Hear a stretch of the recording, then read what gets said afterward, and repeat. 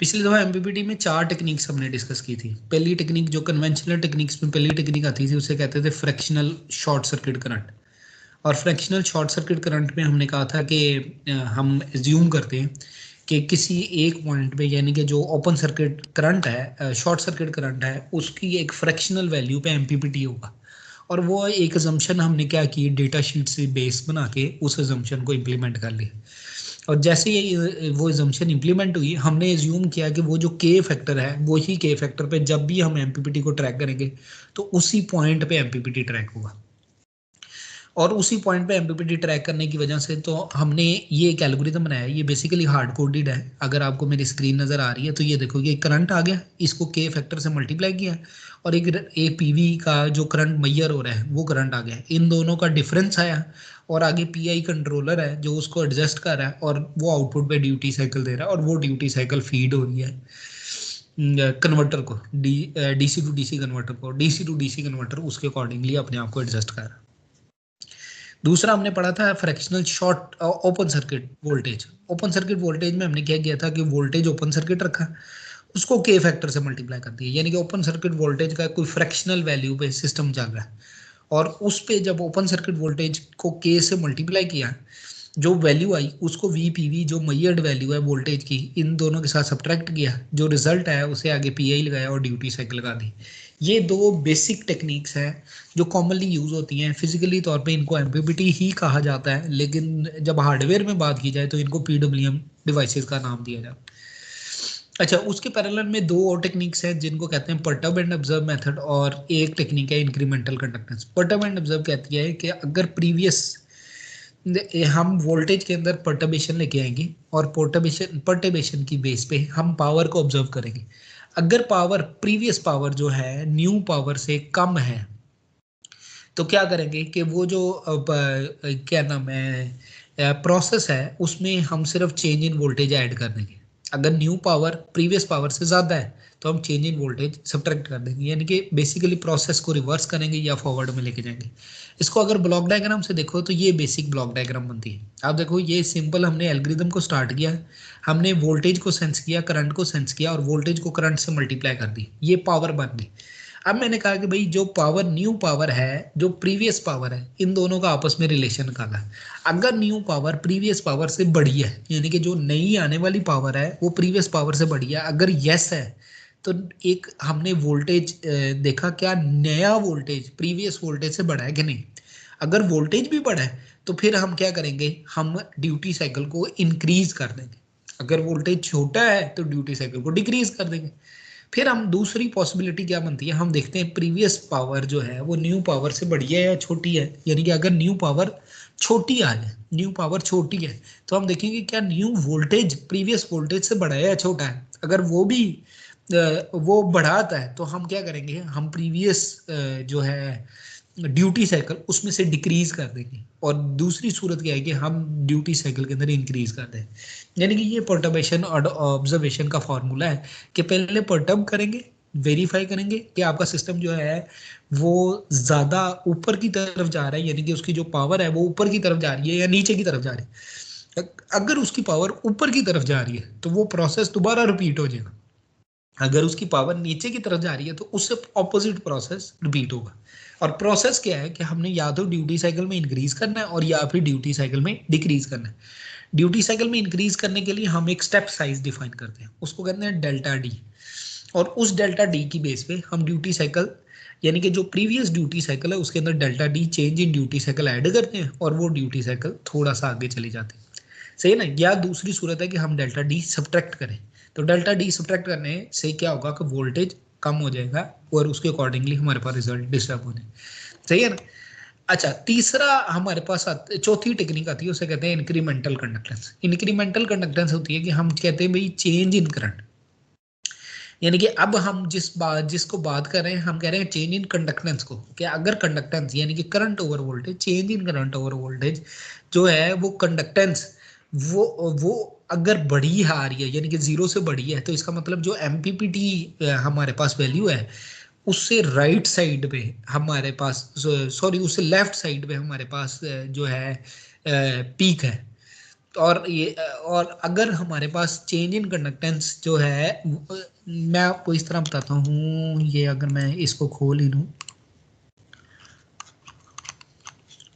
चलो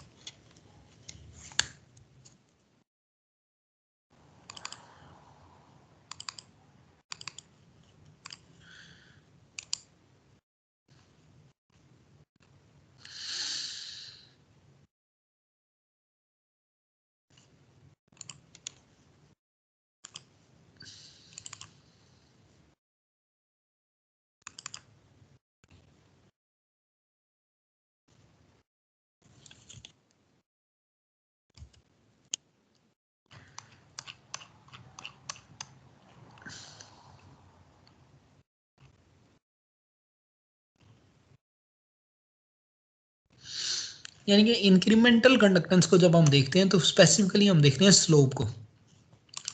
अगर जो स्लोप है वो इंक्रीजिंग स्लोप है, यानी कि अगर स्लोप इंक्रीजिंग है, यानी कि यहाँ से जब स्लोप निकाली तो और स्लोप पॉजिटिव आ रही है तो हम उस स्टेप को रिपीट कर देंगे। अगर स्लोप नेगेटिव आ रही है तो उस स्टेप से रिवर्स चले जाएंगे। यानी कि इन शॉर्ट हम ये करते हैं कि भाई change in power divided by change in current, या change in current divided by change in voltage, यानी कि बेसिकली कंडक्शन को हम कैलकुलेट कर रहे हैं। और कंडक्शन को कैलकुलेट करने के बाद हम देखते हैं कि क्या ये कंडक्शन ग्रेटर देन जीरो है या लेस देन जीरो। अगर कंडक्शन ग्रेटर देन जीरो है, इसका मतलब ये है कि ये जो सेंटर वाला एमपीपीटी पॉइंट है, इससे लेफ्ट साइड पे हमारे पास जो है ये सिस्टम, यानी कि जो आइट्रेशन आ रही है वो उससे लेफ्ट साइड पे, और हमने उसे राइट साइड पे जाना है। या अगर हमारे पास जो चेंज आ रहा है वो नेगेटिव आ रहा है, तो इसका मतलब एमपीपीटी जो है वो लेफ्ट साइड पे।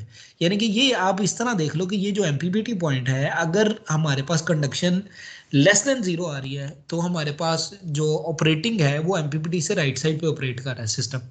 और अगर मेरे पास कंडक्शन जो है वो पॉजिटिव आ रही है तो जो मेरा एमपीपीटी है उससे लेफ्ट साइड पे सिस्टम मेरा ऑपरेट कर रहा है, और उसकी बेस पे हम डिसीजन ले लेते हैं। इन शॉर्ट हम ये करते हैं कि हमारे पास change in power divide by change in voltage is equal to, अब अगर हम इसको खोलें तो बेसिक फॉर्मूला आता है I plus V into delta I over delta T, और उसको सिंप्लीफाई करें तो हमारे पास आ जाता है कि अगर delta I over delta we जो है वो इक्वल टू जीरो आ जाए तो इसका मतलब क्या है कि ये एमपीपीटी पे।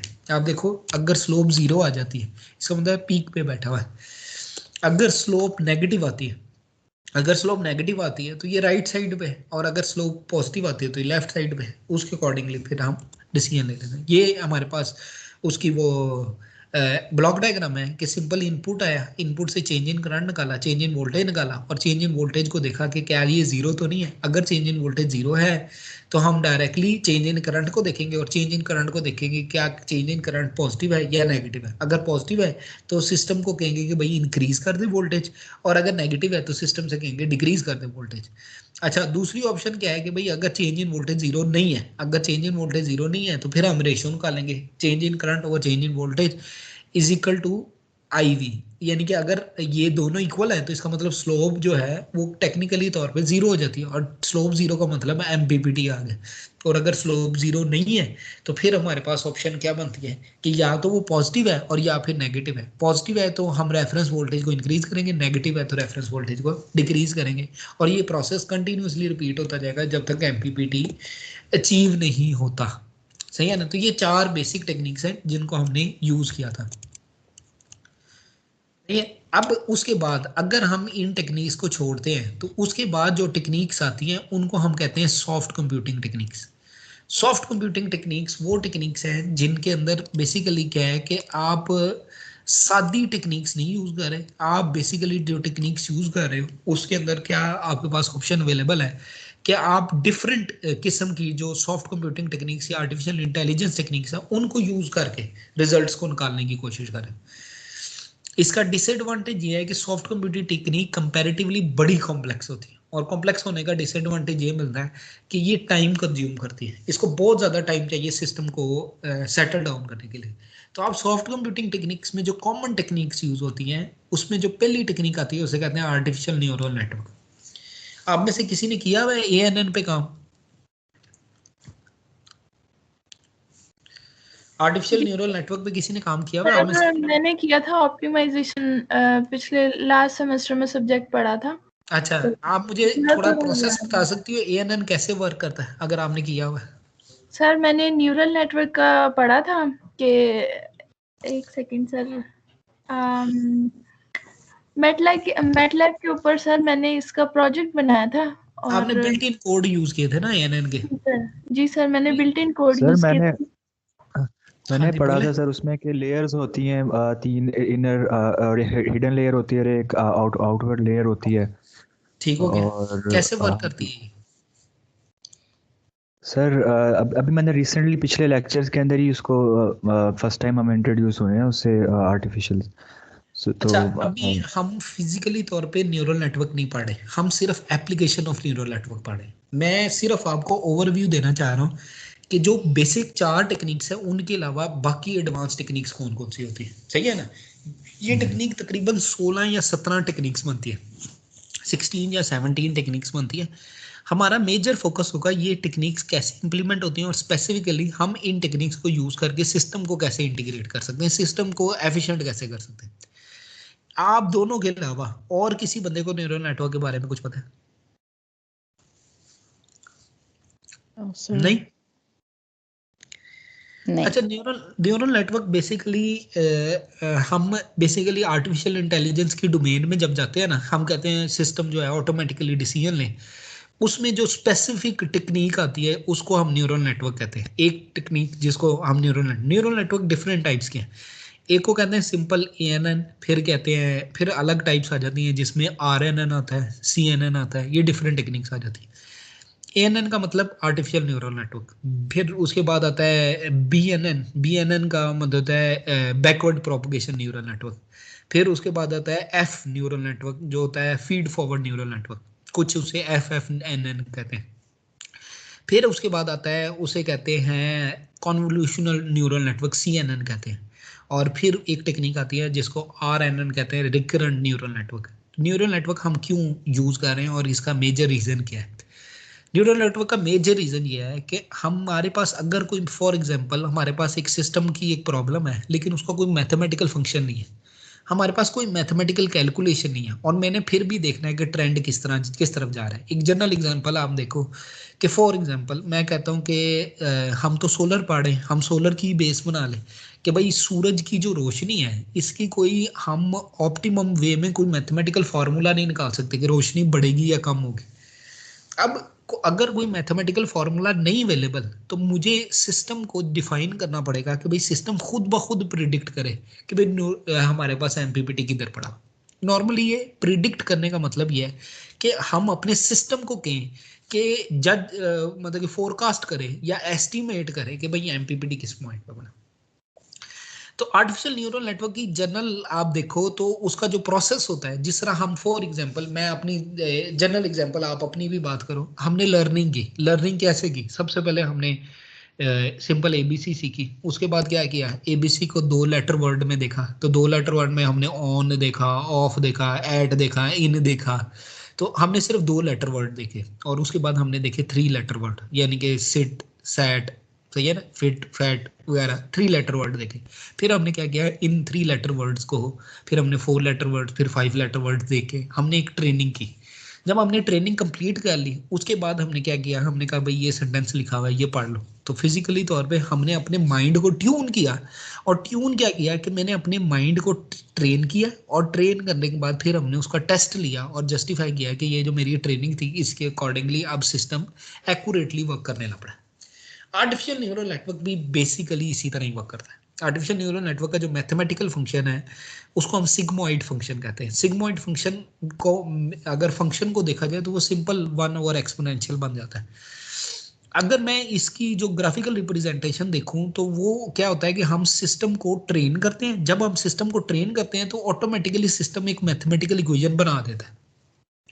जब वो मैथमेटिकल इक्वेशन सिस्टम के अंदर बन जाती है तो सिस्टम उस मैथमेटिकल इक्वेशन की बेस पे सिस्टम जो है आउटपुट आपको देना शुरू कर देता है और रिस्पॉन्स करना शुरू कर देता है। कॉमनली अगर मैं देखूं तो न्यूरल नेटवर्क कहाँ पे इस्तेमाल हो रहा है कि वेदर फोरकास्टिंग फॉर एग्जांपल हमने की है, तो वेदर फोरकास्टिंग को डिटेक्ट करना है तो हमें क्या है कि भाई हमने डिसाइड किया कि आज जो है बारिश होने लगी है, या आज जो है धूप निकलेगी, आज जो है गर्मी होगी, आज जो सर्दी होगी।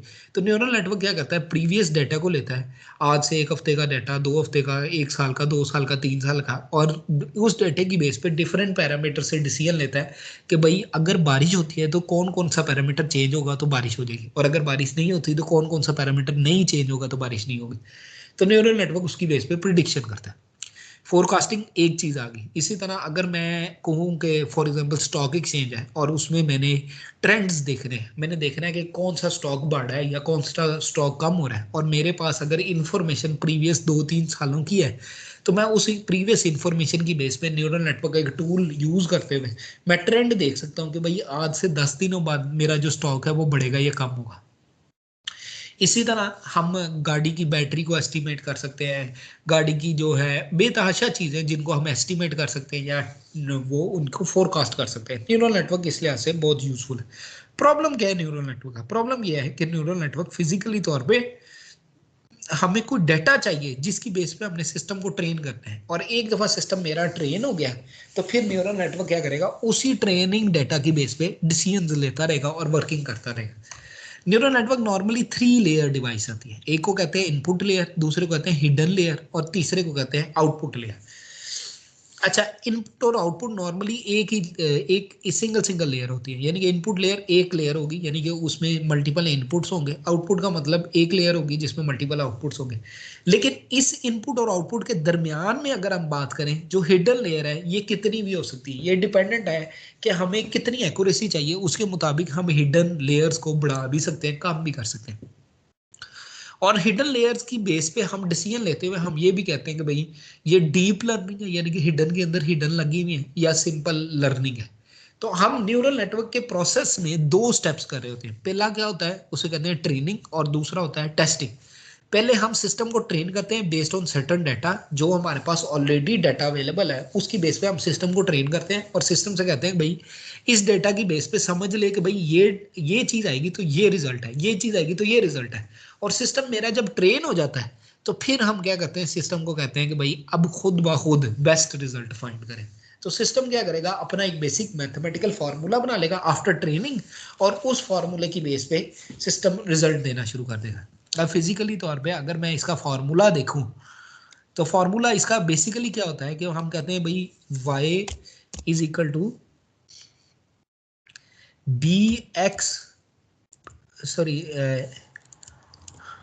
wx plus b। ये बेसिक फार्मूला होता है। इसको कहते हैं कि हमने x को वेट से मल्टीप्लाई, ये x आ रहा है ना, इसके साथ ये w मल्टीप्लाई हो गया, मैंने x को w से मल्टीप्लाई किया और प्लस b कर दिया, और b बेसिकली बाइसिंग है। अगर y रिजल्ट नहीं आ रहा तो मैं x को w से मल्टीप्लाई करके थोड़ी सी वैल्यू को ऐड या सब्ट्रैक्ट करके y के रिजल्ट को अचीव करने की कोशिश करूंगा। अब ये देखो, ये x है, x यहाँ पे w से मल्टीप्लाई हुआ और ये हिडन लेयर में चला गया, हिडन लेयर का आउटपुट फिर w से मल्टीप्लाई हुआ और आउटपुट पे y चला गया। और इसके अंदर बेसिकली हमने 2 चीजों को सेट किया, एक वेट को और एक बाइसिंग को, और इस तरह एडजस्ट किया कि जो आउटपुट है वो हमारी रिक्वायर्ड आउटपुट के अकॉर्डिंगली आ जाए। सही है। तो अब ये बात तो समझ लगी कि न्यूरल नेटवर्क कैसे वर्क करता है, लेकिन क्वेश्चन ये राइज होता है कि अगर मैं एमपीपीटी पे न्यूरल नेटवर्क इंप्लीमेंट करना चाहूँ तो कैसे करूंगा? आप बताओ कि किस तरह किया जा सकता है।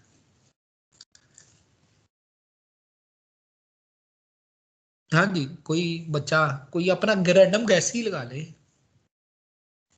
सर हम इसको पहले ट्रेन करेंगे कि इसने किस तरह एमपीपीटी पॉइंट को एक्सेस करना है। हाँ, और फिर अब उसके सवाल ये है, बाद क्वेश्चन ये राइज होता है कि कैसे ट्रेन करेंगे। कोई भी एल्गोरिदम, जितने जो हम पढ़ चुके हैं मेथड, किसी को भी यूज कर लेंगे। हाँ, ये बड़ी सिंपल सी बात की, कोई भी मेथड जो ऑलरेडी इम्प्लीमेंटेड है उसको यूज करके ना मैं सिस्टम को ट्रेन करूंगा, और ट्रेन करने के बाद एक वेट और 22 की वैल्यू निकाल लूंगा, और जब वो वेट और 22 की वैल्यू आ जाएगी उसके बाद मैं क्या करूंगा, मैं सिंपल न्यूरल नेटवर्क लगा के सिस्टम को चेक करूंगा कि मेरा सिस्टम क्या रिस्पॉन्स सही कर रहा है कि नहीं कर रहा, और फिर मैं उसकी एफिशिएंसी निकालूंगा कि भाई मेरा सिस्टम 90% एफिशिएंट है, 99% एफिशिएंट है, या लेट्स सपोज 50 या 60% एफिशिएंट है, तो उसके अकॉर्डिंगली हमारा सिस्टम चलना चाहिए। एक जनरल एग्जांपल आपको बताऊं, शुरू में मैंने जब पहला पेपर लिखा है या शायद दूसरा तीसरा पेपर की बात कर लूँ, तो उसमें हमने कहा कि भाई हमने ना डिसेबल पर्सन के लिए एक वो डिवाइस बनानी है, और वो डिवाइस क्या करेगी, डिसेबल बंदा जो है वो इशारे जो करे, और उस इशारों से जो मतलब कि ऐसा बंदा जो डेफ और डम्ब है, यानी कि ना बोल सकता है ना सुन सकता है, जो साइन लैंग्वेज यूज करता है, अगर वो साइन बना ले तो हम कैमरास जो हैं उसके साइन को पढ़ें और उसको साइन को पढ़ने के बाद बोल पढ़ें, बताएं कि भाई ये साइन का मतलब ये चीज़ है और इस साइन का मतलब ये चीज़ है। ये सिंपल एक बहुत पुरानी बात है। हमने इस पे एक रिसर्च पेपर लिखा और हमने एक टेक्निक डेवलप की, और वो बेसिकली टेक्निक थी न्यूरल नेटवर्क पे। ये बात है 2012 या 13 की बात है। और उसमें क्या था कि जब हमने साइन लैंग्वेज की बेस पे ट्रेनिंग की, और ट्रेनिंग के बाद हमने जब रिजल्ट जज किए, तो हमें ये पता चला कि जो हमारा सिस्टम है वो 68% एफिशिएंट है। यानी कि जो मैंने इशारे रखे, फॉर एग्जांपल ए का इशारा है, बी का इशारा है, या फॉर एग्जांपल कोई सेंटेंस है, अब वो मैंने साइन जब उसके अंदर स्टोर किए तो उसने उन साइन की बेस पे एग्जैक्टली वही आउटपुट दे, तो वो 68% एफिशिएंट था और ऑलमोस्ट 32% इनएफिशिएंट था, कि 32% चांस था कि वो गलत रिजल्ट है और 68% चांस था कि वो सही रिजल्ट है। क्योंकि ये काम इमेज प्रोसेसिंग में था और आज से कोई 7-8 साल पहले की बात है, तो वो काम बड़ा अप्रिशिएट किया गया और मेरा काम पब्लिश हो गया। फिर हमने एक और काम किया न्यूरल नेटवर्क की बेस पे। हमने कहा कि भाई एंटी स्पूफिंग एक काम होता है कि हमारे पास एक वीडियो, फॉर एग्जांपल मेरे पास फेशियल रिकग्निशन का एक सिस्टम लगा हुआ है। नॉर्मली आप लोग जॉब करते हो तो जॉब के अंदर 2 किस्म के सिस्टम होते हैं। एक पॉसिबिलिटी ये होती है कि आप जो हो फिंगरप्रिंट की बेस पे अटेंडेंस लगाओ, और दूसरी पॉसिबिलिटी है फेस रिकग्निशन की बेस पे अटेंडेंस हो। नॉर्मली मोबाइल में भी फेस रिकग्निशन आ गया। तो हमने क्या किया था, एंटी स्पूफिंग का काम किया था। एंटी स्पूफिंग क्या है कि लोग क्या करते थे कि भाई फॉर एग्जांपल अरसलान की अटेंडेंस लगानी है, वो अरसलान की तस्वीर ले आते थे, और तस्वीर जब उसके सामने रखते थे तो वो ऑटोमेटिकली डिटेक्ट करके उसकी अटेंडेंस लगाते थे। असूलन नहीं होना चाहिए, उसको डिटेक्ट करना चाहिए कि भाई ये तस्वीर है, ये फिजिकल बंदा नहीं है, लेकिन उसके एल्गोरिदम में वीकनेस थी कि वो तस्वीर को डिटेक्ट करके, फॉर एग्जांपल मैंने मोबाइल में एक तस्वीर खोली और वो तस्वीर उसके कैमरा के आगे रखी, तो उसने उस तस्वीर की बेस पे अटेंडेंस लगा दी। इसको हम कहते थे एंड स्पूफिंग। स्पूफिंग का मतलब यह है कि हमने इनडायरेक्ट, जिसको जिस तरह हम प्रॉक्सी कहते हैं ना, उसी तरह ये स्पूफिंग किया, हमने गलत एंट्री करवा दी। अब इसका हमने फिर एल्गोरिदम बनाया जिसका नाम था एंटी स्पूफिंग, यानी कि convolutional neural network CNN based एक एल्गोरिदम बनाया, और जिसका काम ये था कि जो हमारा इमेज है ना, उस इमेज को डिटेक्ट करे, यानी कि इमेज को डिटेक्ट, यानी कि अगर तस्वीर आ गई या मोबाइल में किसी ने तस्वीर खोल के दिखा दी तो उसे डिटेक्ट करे, और डिटेक्ट करने के बाद बताए कि भाई ये स्पूफ अटैक हुआ है। और स्पूफ अटैकिंग का मतलब यह है कि ये इसने 2 नंबरी किया, झूठ बोला है, और जब बंदा फिजिकली तौर पे आया तब अटेंडेंस लगा दी। और उस सिस्टम को जब हमने इंटीग्रेट किया तो उस सिस्टम के भी रिजल्ट जहां तक मुझे याद है 71 या 72% आए, और वो पब्लिशेबल काम बन गया। कहने का मकसद यह है कि न्यूरल नेटवर्क फिजिकली तौर पे ऐसे सिस्टम के लिए जिसके अंदर हम प्रेडिक्शन नहीं लेके आते, जिसमें कोई मैथमेटिकल फॉर्मूला नहीं होता, उस सिस्टम के लिए एक्यूरेट रिजल्ट्स दे देता है। अच्छा, अब क्वेश्चन ये राइज होता है कि सोलर के सिस्टम के लिए अगर मैं कहूं कि मैंने न्यूरल नेटवर्क ही लगाना है, तो इनपुट्स क्या होंगे सोलर के सिस्टम के लिए? क्या इनपुट्स हो सकते हैं सोलर के सिस्टम में? इतना तो आपने पढ़ लिया हुआ है। environment हाँ जी, environment factors भी डलेंगे इन्वायरमेंटल फैक्टर क्या होते हैं? सोलर को कौन से फैक्टर इफेक्ट करते हैं? जैसे टेम्परेचर, का जैसे Irradiance. टेम्परेचर और ह्यूमिडिटी हो गई, क्लाउड, Irradiance. ह्यूमिडिटी नहीं होती, Irradiance. इरेडियंस। टेम्परेचर और Irradiance. इरेडियंस, ये 2 फैक्टर हैं जो सोलर को इम्पैक्ट डालते हैं। अभी तक जितना भी आपने पढ़ा है, कोई mathematical formula with respect to irradiance नहीं पढ़ा, और कोई mathematical formula with respect to आपने क्या नाम है टेम्परेचर नहीं पढ़ा। हाँ, एक मैथमेटिकल फॉर्मूला आपने पढ़ा, और वो फॉर्मूला क्या था, P = IV।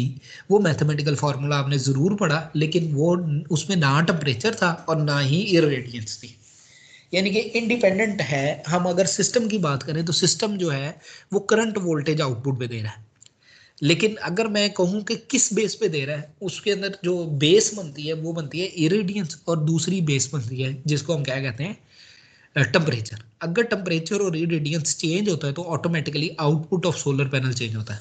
तो अगर मैं न्यूरल नेटवर्क यूज करूं तो मैं जो इनपुट दूंगा वो इरेडियंस और टेम्परेचर होगा। अच्छा, जब आउटपुट लेंगे तो आउटपुट क्या होगा?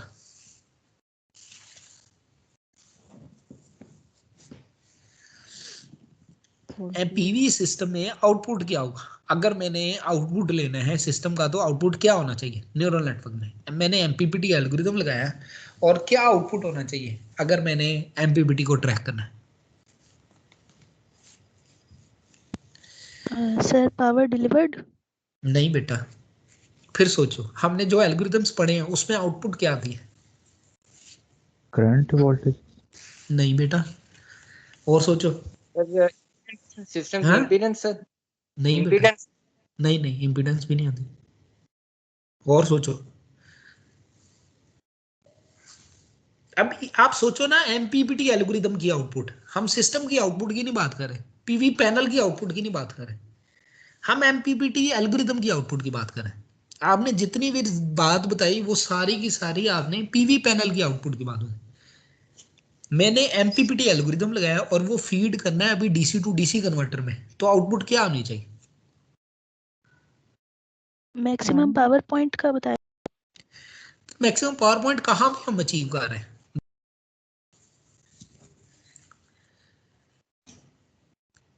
जहाँ जहाँ हमारे पास वोल्टेज एंड करंट्स की मैक्सिमम वैल्यूज आए। हाँ, और वोल्टेज और करंट को किसकी बेस पे कंट्रोल कर रहे हैं?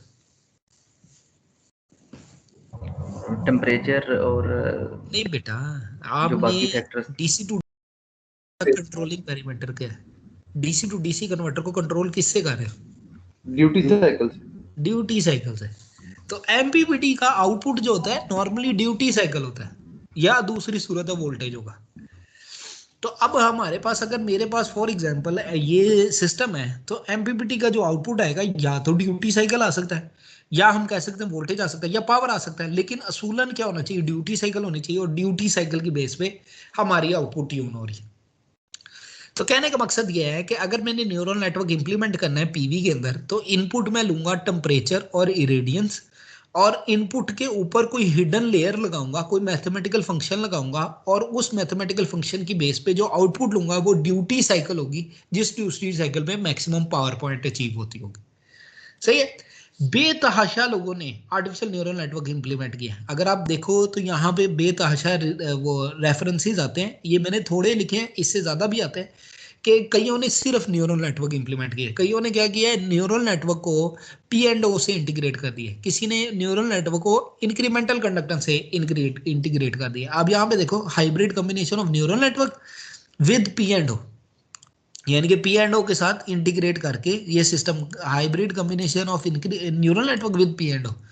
दूसरा क्या है, इंक्रीमेंटल कंडक्टेंस एल्गोरिथम जो है वो इंप्रूव हुआ है थ्रू एएनएन, ये दूसरी। तीसरा क्या है भाई, फजी लॉजिक बेस्ड कंट्रोलर और एएनएन के साथ कंबाइन हो गया। सही है ना? तो ये डिफरेंट किस्म के एल्गोरिथम है। किसी ने पीएसओ को यूज किया हुआ है एएनएन को, किसी ने जेनेटिक एल्गोरिथम को यूज किया हुआ है एएनएन के साथ। तो ये डिफरेंट किस्म के एल्गोरिथम्स हैं जो यूज होते रहते हैं एएनएन के साथ, और एएनएन जो है वो आउटपुट पे देता रहता है। कुछ लोगों ने सिंपल एएनएन भी यूज किया हुआ है, simple ANN technique to detect MP. तो ये डिफरेंट किस्म के लोगों ने डिफरेंट किस्म के फॉर्मूलाज लगाए हुए, तो ये हमारे पास रिजल्ट्स आ जाते हैं। ये क्लियर होगी बात? इसमें कोई कंफ्यूजन तो नहीं है ना आपकी? सही है? Yes sir. गुम हो गए। हाँ, अच्छा, दूसरी हमारे पास टेक्निक आती है, इसे कहते हैं जेनेटिक एल्गोरिथम। जेनेटिक एल्गोरिथम का बेसिक फॉर्मूला क्या है? बेसिक फॉर्मूला आपने जो याद रखना है वो है survival of the fittest. Survival of the fittest क्या है कि भाई हम वो क्या करेगा कि आप फॉर एग्जांपल आपके पास ये एक डोमेन बनी हुई है, लेट्स सपोज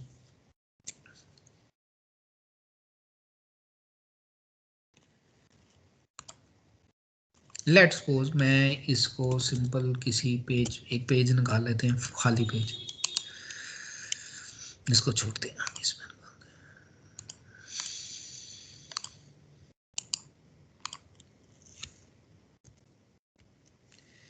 लेट्स सपोज मेरे पास एक डोमेन बनी हुई है, एक सिंपल सा जो है एक सर्च फील्ड बनी हुई है पीवी की। ये हमारे पास पीवी कर बार है, सही है ना, ये एक हिल सी बनी हुई है, पीवी कर्व आ रहा है, तो ये इसका रीजन आ जाएगा यहाँ से लेके यहाँ तक, ये एक रीजन आ गया। इस रीजन के अंदर हमें पता है कि कोई एक पॉइंट है और वो पॉइंट बेसिकली एमपीपीटी पॉइंट है। ये पॉइंट जो है ना ये एमपीपीटी पॉइंट है, हमें ये पता है। अब हमें कोई एल्गोरिदम ऐसा चाहिए जो ये डिसाइड करे कि भाई जो एमपीपीटी पॉइंट है वो किस जगह पे है। हमें नहीं अंदाजा कि भाई एमपीपीटी पॉइंट किस जगह पे है, तो उसका क्या तरीका है। जेनेटिक एल्गोरिदम क्या करता है, जेनेटिक एल्गोरिदम छोटे छोटे जीन्स बनाता है, छोटे छोटे वो कह लो क्या नाम है चिल्ड्रन बनाता है, और चिल्ड्रन बना के अब वो क्या करता है, उसमें दो पॉसिबिलिटी आती है, उसको कहते हैं क्रॉसओवर और म्यूटेशन। जेनेटिक एल्गोरिदम आप लोगों ने पढ़ा हुआ है? No sir. No, sir. बिल्कुल किसी ने भी नहीं पढ़ा।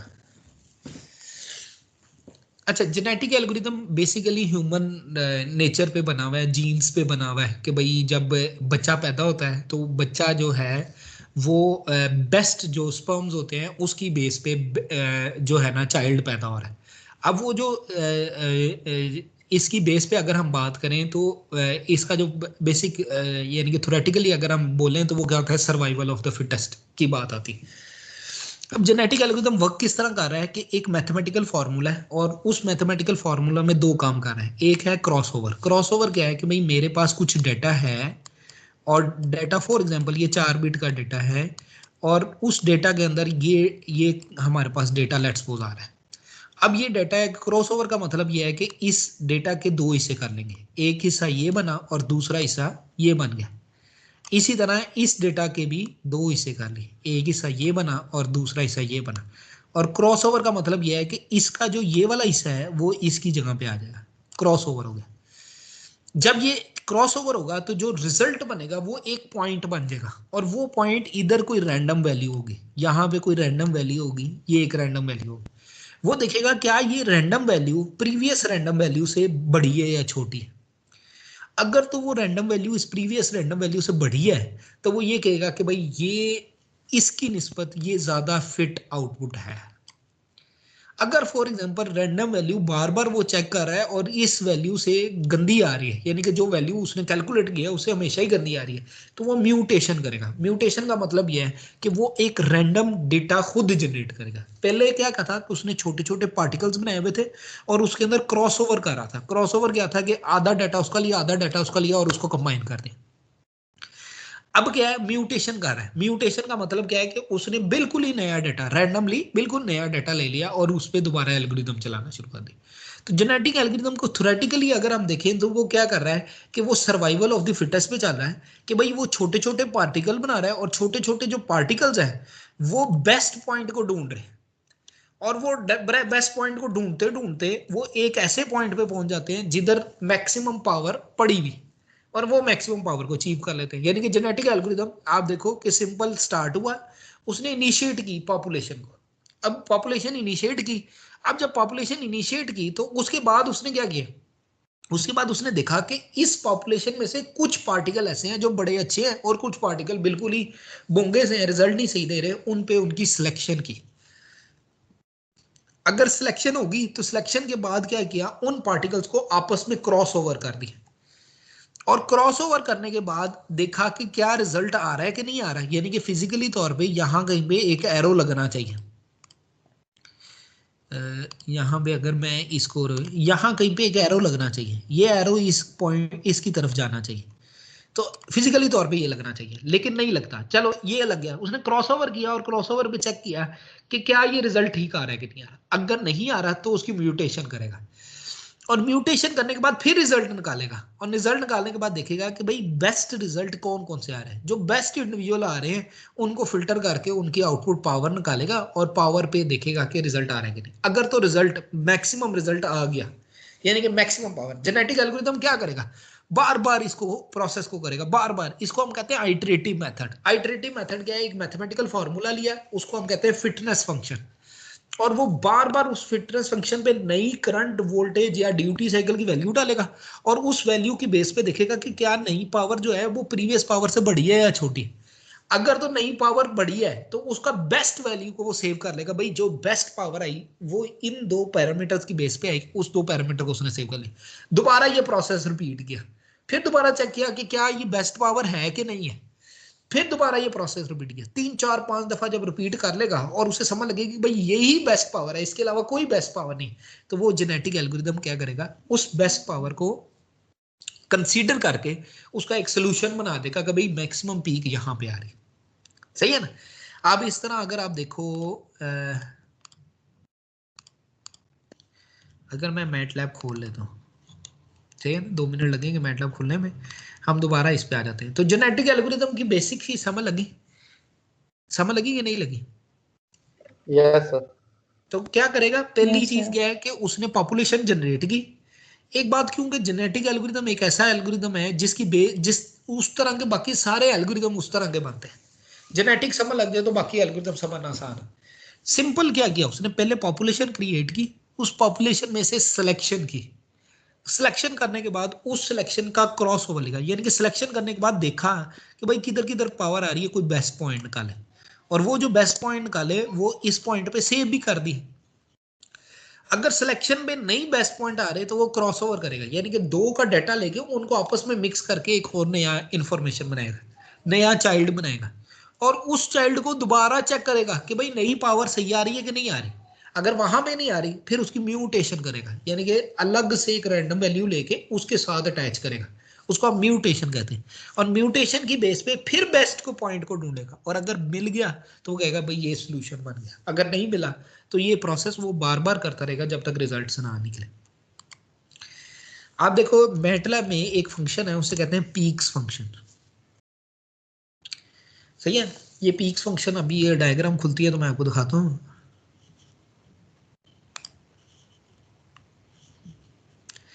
ये नजर आ रही है आपको, ये आपके पास एक पीक आ रही है, सही है।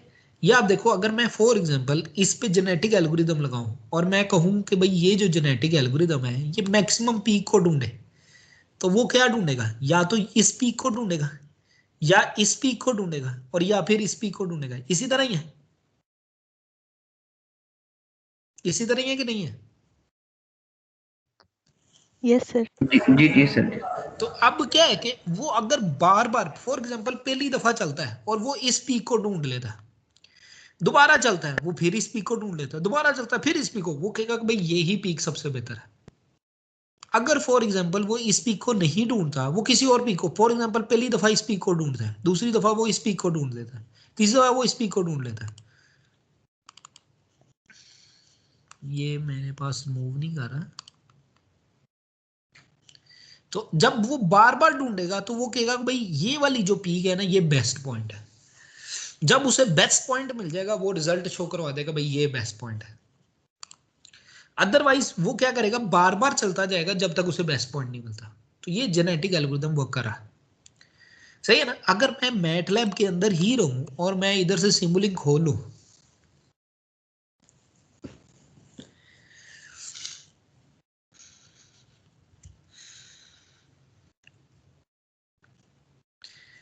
और सिमुलिंक खोलने के बाद मैं ये ब्लैंक चीज खोलता हूं, छोड़ो इसको नहीं खोलते, हम के जाते हैं इधर।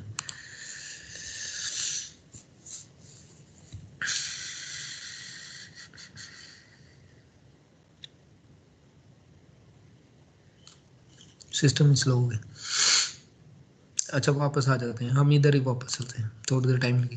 तो अच्छा, जेनेटिक एल्गोरिदम की जो वर्किंग प्रिंसिपल है, ये अगर आप यहाँ से देखो, it's working principle is based on the theory of biological evolution where the child with higher fitness value will have a higher chance to reproduce. For initial population, it randomly produce a parent's genes.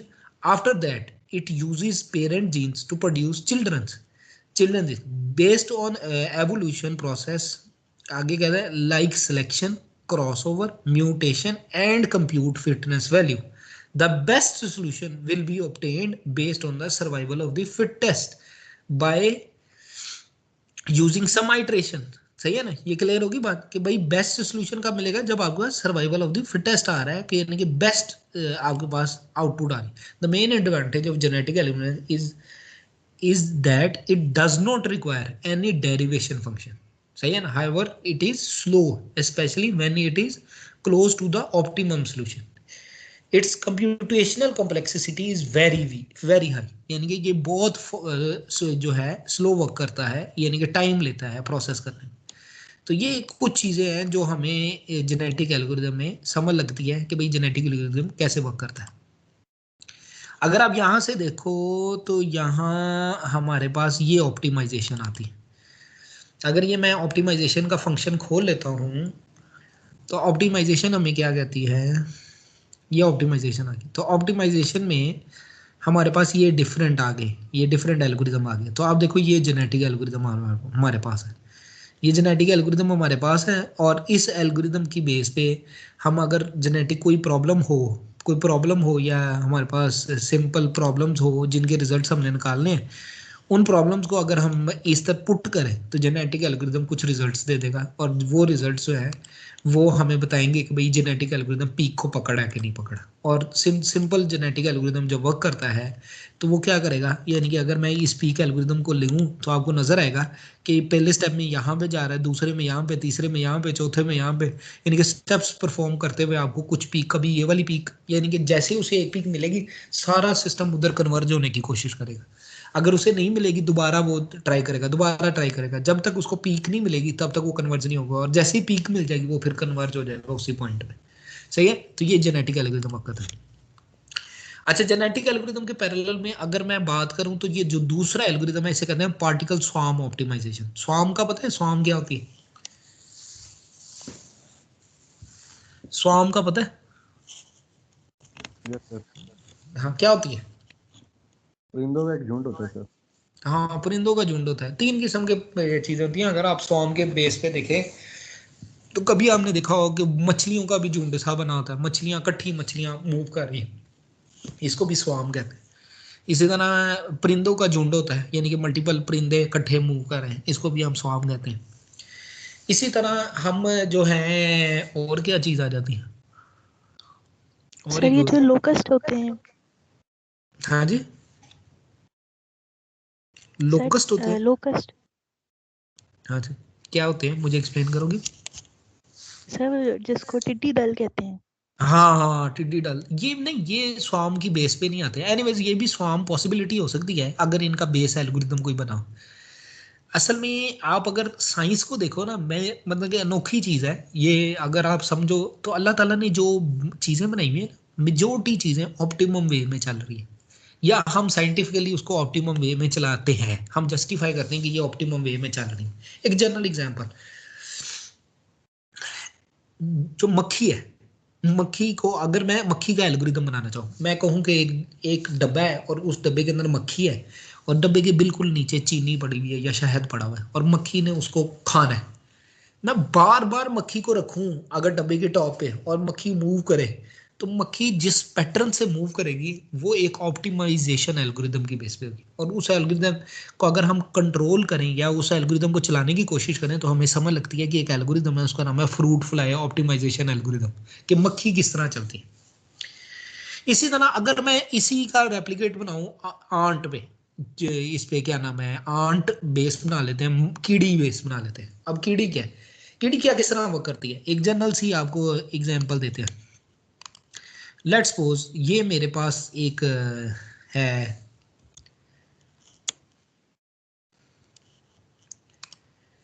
ये मेरे पास एक आ गया, इतनी आला writing हो जाती है ये देखो फॉर एग्जांपल ये एक कीड़ी का नेस्ट है, लेट्स सपोज ये कीड़ी का नेस्ट है, और यहाँ पे ये एक फूड आइटम पड़ी हुई है, कोई भी फूड पड़ा हुआ है। अब कीड़ी ने मूव करना है, और मैं कहता हूँ कि दो रास्ते हैं कीड़ी को मूव करने के। एक रास्ता ये है, और दूसरा रास्ता क्या है, दूसरा रास्ता क्या है कि वो यहाँ से निकलती है और यहाँ से जाके इधर चली जाती है, और मैं अज्यूम करता हूँ कि दोनों रास्ते इक्वल डिस्टेंस पे है। अब मैं कलर चेंज करके मैं कहता हूँ कि लेट्स सपोज एक कीड़ी निकलती है, मेरे पास एक कीड़ी निकलती है, ये कीड़ी निकली, और ये कीड़ी निकली, जब वो इस पॉइंट पे पहुंचेगी वो देखेगी कि ये इधर उसको दो रास्ते मिल रहे हैं। अब उसकी मर्जी है वो इन दोनों में से किसी रास्ते पे चली जाए, क्योंकि अभी इस टाइम पे कोई ट्रैकिंग नहीं है, तो वो एक रास्ते इसको अडॉप्ट करेगी। और लेट्स सपोज वो यहाँ पे पहुंच गई, उसने ये चीज खा ली, पकड़ ली। अब जो ये कीड़ी गई और ये इस तरह का प्रोसेस उसने किया और इधर तक पहुंची, तो कीड़ी की फिजिकली तौर पे आंखें नहीं होती। कीड़ी जो है यानी कि जो आंट है, इसके अंदर एक केमिकल निकलता है, उसको फेरोमोन कहते हैं मेरे ख्याल से। एनीवेज वो केमिकल जो है, वो केमिकल या लिक्विड जो है उसको वो सेंस करती है और सेंस करने पे अपने आप का ट्रैक डिफाइन करती है। लेट्स सपोज जिस टाइम पे ये वाली कीड़ी निकली थी उसी टाइम पे एक और कीड़ी निकल आई और उस कीड़ी ने भी रास्ता ढूंढना है। सेम टाइम पे ही दोनों निकली हैं और सेम टाइम में निकलते हुए दूसरी कीड़ी जो है वो इधर आती है और उसको भी कोई रास्ता नहीं मिलता, तो वो क्या करती है, वो इधर से चली जाती है, यहाँ से चली गई और उसने फूड आइटम पकड़ ली। अब उसको नहीं पता कि वापस उसका घर किधर है। अब जब वो कीड़ी इधर पहुंचेगी इस पॉइंट पे, तो वो देखेगी कि भाई जो लिक्विड है उसकी कंसंट्रेशन, जो उसने लिक्विड छोड़ा था, वो लिक्विड की कंसंट्रेशन किस साइड पे ज्यादा है। एक ये उसे नजर आएगा, एक ये। अगर दोनों की इक्वल है तो फिर उसकी चॉइस है, वो जिस मर्जी पे चली जाए। तो वो क्या करेगी, वो किसी एक को पकड़ लेगी, एक डायरेक्शन को पकड़ लेगी और उस डायरेक्शन पे मूव कर जाएगी, यानी कि इसी डायरेक्शन पे वो वापस चली जाएगी और वापस जाके यहाँ पे आ जाएगी। अब फॉर एग्जाम्पल लेट्स सपोज ये कीड़ी अभी वापस नहीं आई और एक नई कीड़ी निकल आई। अब जो नई कीड़ी निकलेगी उसे ये पता चलेगा कि भाई इस ट्रैक पे 2 दफा कोई चल के गया हुआ है और इस ट्रैक पे 1 दफा कोई चल के गया हुआ है। तो वो जो कीड़ी है वो ये नहीं देखेगी शॉर्टेस्ट पाथ क्या है, वो वही पाथ को अडॉप्ट करेगी जिस ट्रैक पे कोई पहले की 2-3 दफा, यानी कि जिद जो है वो जो लिक्विड है वो ज्यादा दफा इधर से ट्रेवल किया, वो इसी पाथ को अडॉप्ट करेगी। अब इसके बाद जितनी भी कीड़ियां निकलेंगी वो सारी इसी पाथ को अडॉप्ट करेंगी, यानी कि मैक्सिमम प्रोबेबिलिटी जरूर हो सकती है कि एक आधी रैंडमली इस साइड पे चली जाए, लेकिन जितनी भी है फेरोमोन जिधर ज्यादा होगा वो उसी डायरेक्शन पे मूव करेंगे। कभी आपने ऑब्जर्व किया हो कि कोई ग्राउंड है और उसमें कंटिन्यूअसली कीड़े फ्लो कर रहे हैं, कीड़ी फ्लो कर रही है, तो आपने ऑब्जर्व किया हो उधर निशान पड़ जाते हैं, उधर एक ट्रैक बन जाता है, लाइन बन जाती है। कभी ऑब्जर्व किया कि नहीं किया? नहीं सर। नहीं किया, चलो जी। अच्छा, ये इसको इस ऑप्टिमाइजेशन टेक्निक को कहते हैं आंट कॉलोनी ऑप्टिमाइजेशन। तो अल्लाह की तरफ से जितनी भी ऑप्टिमाइजेशन बन रही है ना, जितनी भी अल्लाह की तरफ से जितनी भी चीजें बन रही हैं, इनके अंदर मेजर कोई भी ऑप्टिमाइजेशन टेक्निक होती है। अब जिस तरह हम कहते हैं ये पार्टिकल स्वार्म ऑप्टिमाइजेशन है, तो particle swarm optimization in short हम कहते हैं कि पार्टिकल स्वार्म की तरह चल रहे हैं। स्वार्म को अगर हम डिफाइन करें, कभी आपने देखा है परिंदे चल रहे हो, कभी ऑब्जर्व किया हो, तो परिंदे किस तरह चल रहे हैं, कोई एरो की शेप बनाई होती है, सबसे आगे एक परिंदा होता है और उसके बाद मल्टीपल परिंदे चल रहे हैं, इसी तरह ही है। कभी आपने देखी? Yes sir. अच्छा, सबसे आगे वाला जो परिंदा है वो उसका लीडर बन जाता है और बाकी जो है वो उसके फॉलोअर बन जाते हैं, और वो परिंदा जिस डायरेक्शन में भी जा रहा है बाकी सारा स्वार्म उसी डायरेक्शन में जा रहा है। और अनोखी बात यह है कि उस जो सबसे आगे वाला परिंदा है, अगर उसकी स्पीड कम हो रही है तो बाकी सारे परिंदों की स्पीड कम हो रही है, और अगर उसकी स्पीड ज्यादा हो रही है तो बाकी सारे परिंदों की भी स्पीड ज्यादा हो रही है। और कई दफा ऐसा होता है कि एक स्वार्म चल रहा है, दरमियान में कोई हर्डल आ गया, हर्डल कुछ भी हो सकता है, फॉर एग्जांपल एक और परिंदा आ गया, या लेट्स सपोज एरोप्लेन आ गया, या कुछ भी आ गया, तो स्वार्म क्या करेगा, स्वार्म अपने आप को डिवाइड करेगा, अपने आप को डिवाइड करने के बाद दोबारा जैसे वो हर्डल गुजरेगा दोबारा वही स्वार्म दोबारा बनेगा। और ये बेसिक थ्योरी इसे कहते हैं पार्टिकल स्वार्म ऑप्टिमाइजेशन के, ये ऑप्टिमम वे में चलता है और बेस्ट रूट अडॉप्ट करते हुए एक को लीडर बनाता है और बाकियों को उसको फॉलो करने लगता है। सही है, ये चीज क्लियर होगी थ्योरेटिकली, या अगर मैं वैसे बात करूं तो स्वार्म की डेफिनेशन तो क्लियर होगी कि नहीं? हाँ जी, क्लियर हुई कि नहीं? Yes sir. तो स्वार्म फिजिकली तौर पे आप दुनिया के अंदर देखो तो या तो वो फिश होती है या फ्लॉकिंग बर्ड्स होती है जो आपके पास मूव कर रही होती हैं और स्वार्म की फॉर्मेशन में जा रही होती है। स्वार्म मैथमेटिकली तौर पे किस तरह वर्क कर रहा होता है कि भाई ये एक अल्फा, एक वो है क्या नाम है, एक कह लो पार्टिकल है, उस पार्टिकल का बेसिक फार्मूला क्या बनता है कि भाई वो कोई एक बेसिक वैल्यू में देखो तो वो ले रहा है कि भाई आपके पास एक बेसिक वैल्यू ले रहा है और उसके साथ कोई वो रैंडम फिटनेस या एडजस्टमेंट वगैरह है, यानी कि आपका एल्गोरिदम स्टार्ट हो रहा है किसी एक्स से, और वो एक्स बेसिकली क्या है कि आपके पास एक फैक्टर है और उसके साथ कोई फाई ऐड हो रहा है, यानी कि ये एक रैंडम पार्टिकल्स है, रैंडम पार्टिकल्स है। अब वो रैंडम पार्टिकल्स को हम मल्टीप्लाई किससे कर रहे हैं, एक सिंपल सी, एक कांस्टेंट से और एक रैंडम वैल्यू से, और साथ हम एक चीज कैलकुलेट कर रहे हैं, इसे कह रहे हैं पी बेस्ट, सही है ना, जिसको कहते हैं पार्टिकल बेस्ट, और दूसरे को हम कैलकुलेट कर रहे हैं ग्लोबल बेस्ट। यानी कि जो भी पार्टिकल बन रहा है फिजिकली तौर पे ये पार्टिकल बन रहा है, ये है पार्टिकल फिजिकली तौर पे, ये बेसिकली पार्टिकल बन रहा है, और उस पार्टिकल के साथ एक आपके पास जो है पार्टिकल बेस्ट बन रहा है और एक ग्लोबल बेस्ट बन रहा है, और उसको सम करके एक नया पार्टिकल बन रहा है, ये वाला पार्टिकल। और क्या ये पार्टिकल पिछले पार्टिकल से बेहतर है कि नहीं? अगर ये पार्टिकल पिछले पार्टिकल से बेहतर है तो ये पार्टिकल या तो क्या नाम है, पार्टिकल बेस्ट होगा या ग्लोबल बेस्ट होगा। इसका मतलब है ये दो बेस्ट फंक्शंस को ले रहा है। जिस तरह आप जेनेटिक एल्गोरिथम की बात कर रहे थे, ये एक ही बेस्ट एल्गोरिथम को ले रहा है, सेव द बेस्ट इंडिविजुअल्स। ये बेस्ट इंडिविजुअल्स को सिलेक्ट कर रहा है और उसकी सिलेक्शन की बेस पे वो देख रहा है कि क्या बेस्ट जो है उस पर मैक्सिमम पावर आ रही है कि नहीं आ रही। लेकिन जबकि पार्टिकल स्वार्म ऑप्टिमाइजेशन दो बेस्ट ले रहा है कि भाई उसने एक झुंड बनाया, एक फ्लॉकिंग यानी कि मल्टीपल पार्टिकल्स लिए और उन पार्टिकल्स को फील्ड के अंदर मूव करा दिया। जब वो पार्टिकल्स मूव किए तो हर जो ग्रुप था पार्टिकल्स का, वो जब फील्ड के अंदर मूव किया तो हर ग्रुप ने एक बेस्ट निकाला। अब उसने कहा कि यार ये पार्टिकल बेस्ट है, उसने दोबारा देखा तो दोबारा एक और ग्रुप ने एक और पार्टिकल बेस्ट निकाला, तीसरा ग्रुप निकला उसने एक और पार्टिकल बेस्ट निकाला, चौथा ग्रुप निकला उसने एक और पार्टिकल बेस्ट निकाला। फिर उसने कहा कि भाई इन सारे ग्रुप्स जो निकले हैं उनमें से कौन सा सबसे बड़ा बेस्ट है। यानी कि फॉर एग्जांपल पार्टिकल्स निकलते हैं, एक पार्टिकल इस पॉइंट पे कहता है ये बेस्ट है, दूसरा पार्टिकल कहता है ये बेस्ट है, तीसरा पार्टिकल कहता है ये बेस्ट है।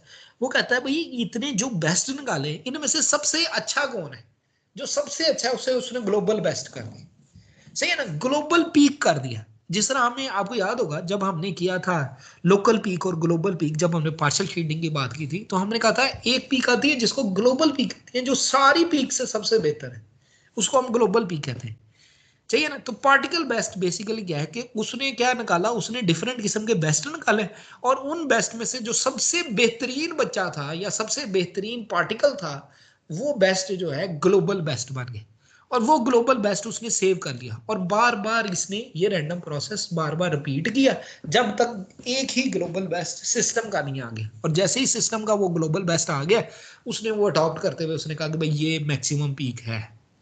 ये क्लियर हो रही बात? यहाँ पे कोई कंफ्यूजन तो नहीं है? सही है, क्लियर हुई कि नहीं?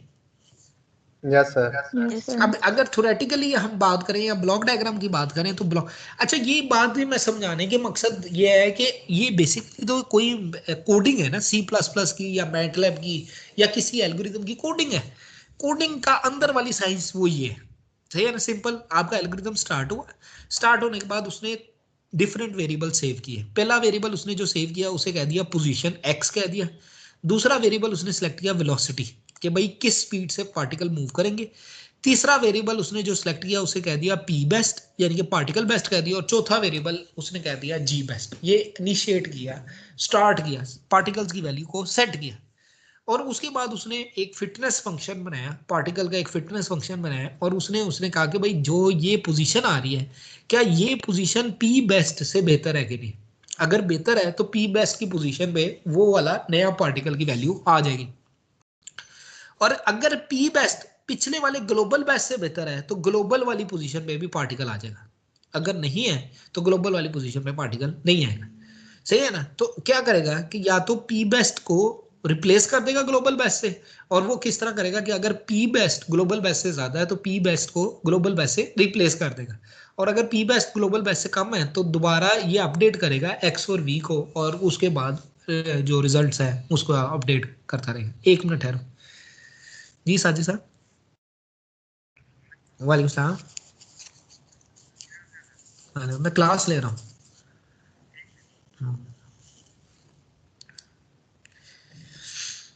ठीक है, ये क्लियर होगी बात आपको? कोई कंफ्यूजन तो नहीं है ना इस बात में कि भाई ये स्टेप वाइज अपने आप को अपडेट करते हुए ये सिस्टम को चलाएगा। अब सवाल ये है कि भाई इस सिस्टम को हम पीवी के लिए किस तरह यूज करेंगे, यानी कि एमपीपीटी की स्पेसिफिक प्रॉब्लम के लिए किस तरह यूज करेंगे। तो हम क्या करते हैं, हम कहते हैं कि भाई ये जो हमारे पास फैक्टर आ रहा था x, ये जो फैक्टर था इसमें एक बेसिकली पोजीशन थी x और एक फाई था जो चेंज था विद इन x। इसको हमने कह दिया भाई ये तो ड्यूटी साइकिल है, ये ड्यूटी साइकिल बन गया, यानी कि प्रीवियस ड्यूटी साइकिल आ गई और plus change in duty cycle, या तो ये प्लस में जाएगी या माइनस में जाएगी। और उस ड्यूटी साइकिल की बेस पे ये एक मैथमेटिकल फंक्शन हमने जनरेट कर दिया, यानी कि हमने अज्यूम किया कि ये यहाँ पे ये वाला जो फाई फंक्शन आ रहा है इसको इग्नोर किया, इसे जीरो कर दिया और हमने इसे मैप कर दिया कि भाई चेंज इन ड्यूटी साइकिल जो बनेगी वो ड्यूटी साइकिल बेसिकली इस मैथमेटिकल फंक्शन से बनेगी कि ड्यूटी साइकिल जो प्रीवियस ड्यूटी साइकिल है उसको एक फैक्टर ओमेगा से मल्टीप्लाई किया जाएगा और उसके साथ C1 यानी कि कांस्टेंट वैल्यू उसको रैंडम वैल्यू से मल्टीप्लाई करके P best minus duty cycle की प्रीवियस वैल्यू, और इसी तरह C2 एक कांस्टेंट वैल्यू उसको एक रैंडम वैल्यू से मल्टीप्लाई करके G best minus duty cycle. जब आप इसका अरे बना लोगे तो क्या होगा कि भाई मल्टीपल पार्टिकल बेस्ट बनेंगे, मल्टीपल G बेस्ट बनेंगे, और हर पार्टिकल बेस्ट के अंदर मल्टीपल हम देखेंगे कि भाई ये जो पार्टिकल बेस्ट की अरे बन रही है, ये जो पार्टिकल बेस्ट की अरे बन रही है इसके अंदर से बेस्ट पार्टिकल कौन सा है। इसी तरह जो ग्लोबल बेस्ट की अरे बन रही है उसके अंदर से बेस्ट ग्लोबल बेस्ट कौन सा है, और उसकी बेस पे हम इन एल्गोरिथम्स को चलाते हुए सिस्टम को चलाने की कोशिश करें। ये क्लियर होगी बात कि नहीं?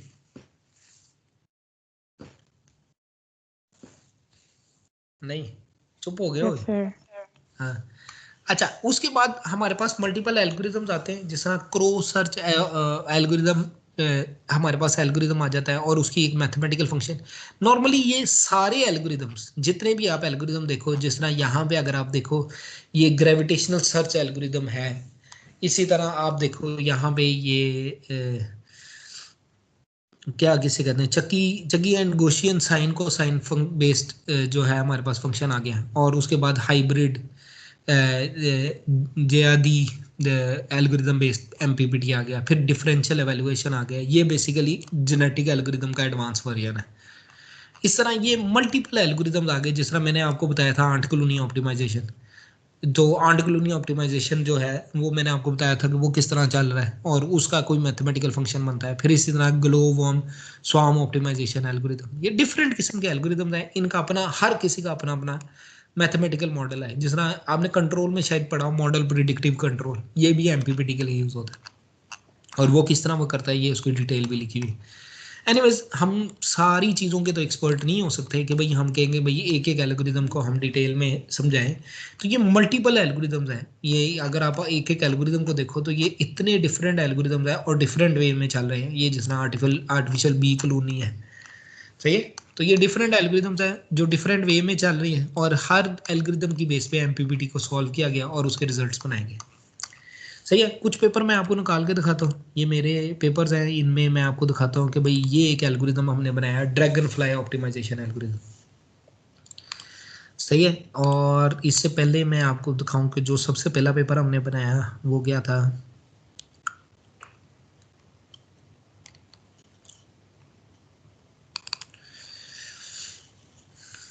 ये पहला पेपर था जो हमने बनाया, जो पहली दफ़ा हमने इसमें वर्किंग की। हमने क्या किया, हमने ये सोचा कि भाई हमने बेस्ट पॉइंट निकालना है, और बेस्ट पॉइंट को निकालने के लिए हमने जिस एल्गोरिथम को सिलेक्ट किया उस एल्गोरिथम का नाम था जनरलाइज पैटर्न सर्च एल्गोरिथम।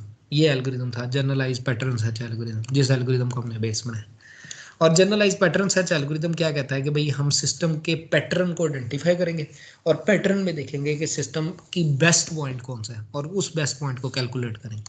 अगर आप थ्योरेटिकली देखो या इसकी ब्लॉक डायग्राम देखो तो ये आपके पास ब्लॉक डायग्राम आती है। आप देखो कि सिस्टम आपका इंटीग्रेट इनिशियलाइज हुआ, उसने कोई नए पॉइंट क्रिएट किए और उसने अप्लाई किया pattern vector to current points, और उन पॉइंट्स पे पैटर्न वेक्टर कैलकुलेट किया। उसके बाद एक मैथमेटिकल या एवेल्युएशन फंक्शन है, उस एवेल्युएशन फंक्शन को उसने एक्सपेंड किया और उसने कहा कि भाई जो प्रीवियस वैल्यू है और जो नई वैल्यू है ये क्या बेहतर है या नहीं है। अगर बेहतर है तो उसकी बेस पे उसने या तो सिस्टम को एक्सपेंड किया और या फिर उसने सिस्टम को कॉन्ट्रैक्ट किया। अगर आप देखो तो ये एक्सपेंड कर रहा है और ये कॉन्ट्रैक्ट कर रहा है, और कॉन्ट्रैक्ट करने के बाद वो सिस्टम को रिपीट कर रहा है जब तक बेस्ट सोल्यूशन नहीं उसको मिलता है। जैसे ही बेस्ट सोल्यूशन यानी कि वो एक स्टॉपिंग कंडीशन को चेक कर रहा है कि जैसे ही वो स्टॉपिंग कंडीशन अचीव हो रही है तो उसके पास बेस्ट सोल्यूशन आ रहा है। और यहाँ पे वो इनिशियलाइज क्या कर रहा है, अगर आप देखो तो ये एवेल्युएशन फंक्शन उसका क्या है। एवेल्युएशन फंक्शन को आप देखो तो क्या है कि adjust the duty cycle according to the GPS, sense I and V, calculate power और new power is greater than previous power. ये मैथमेटिकल कैलकुलेशन कर रहा है।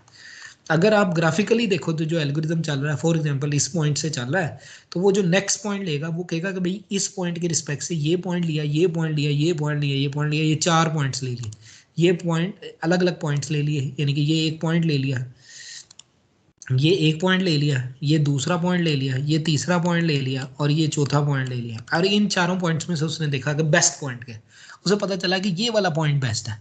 अच्छा, उसने जो पॉइंट बेस्ट लिया उसने वो बेस पॉइंट ले लिया। अब ये देखो सिस्टम शिफ्ट हो गया इस पॉइंट पे। जब इस पॉइंट पे शिफ्ट हुआ फिर उसके बाद उसने कहा कि भाई ये एक पॉइंट लिया, ये दूसरा पॉइंट लिया, ये तीसरा पॉइंट लिया और ये चौथा पॉइंट लिया, और इस पे देखा उसने कहा बेस्ट पॉइंट कौन सा है। अब बेस्ट पॉइंट देखा तो जिस पॉइंट उसको बेस्ट लगा उस पॉइंट पे वो शिफ्ट हो गया।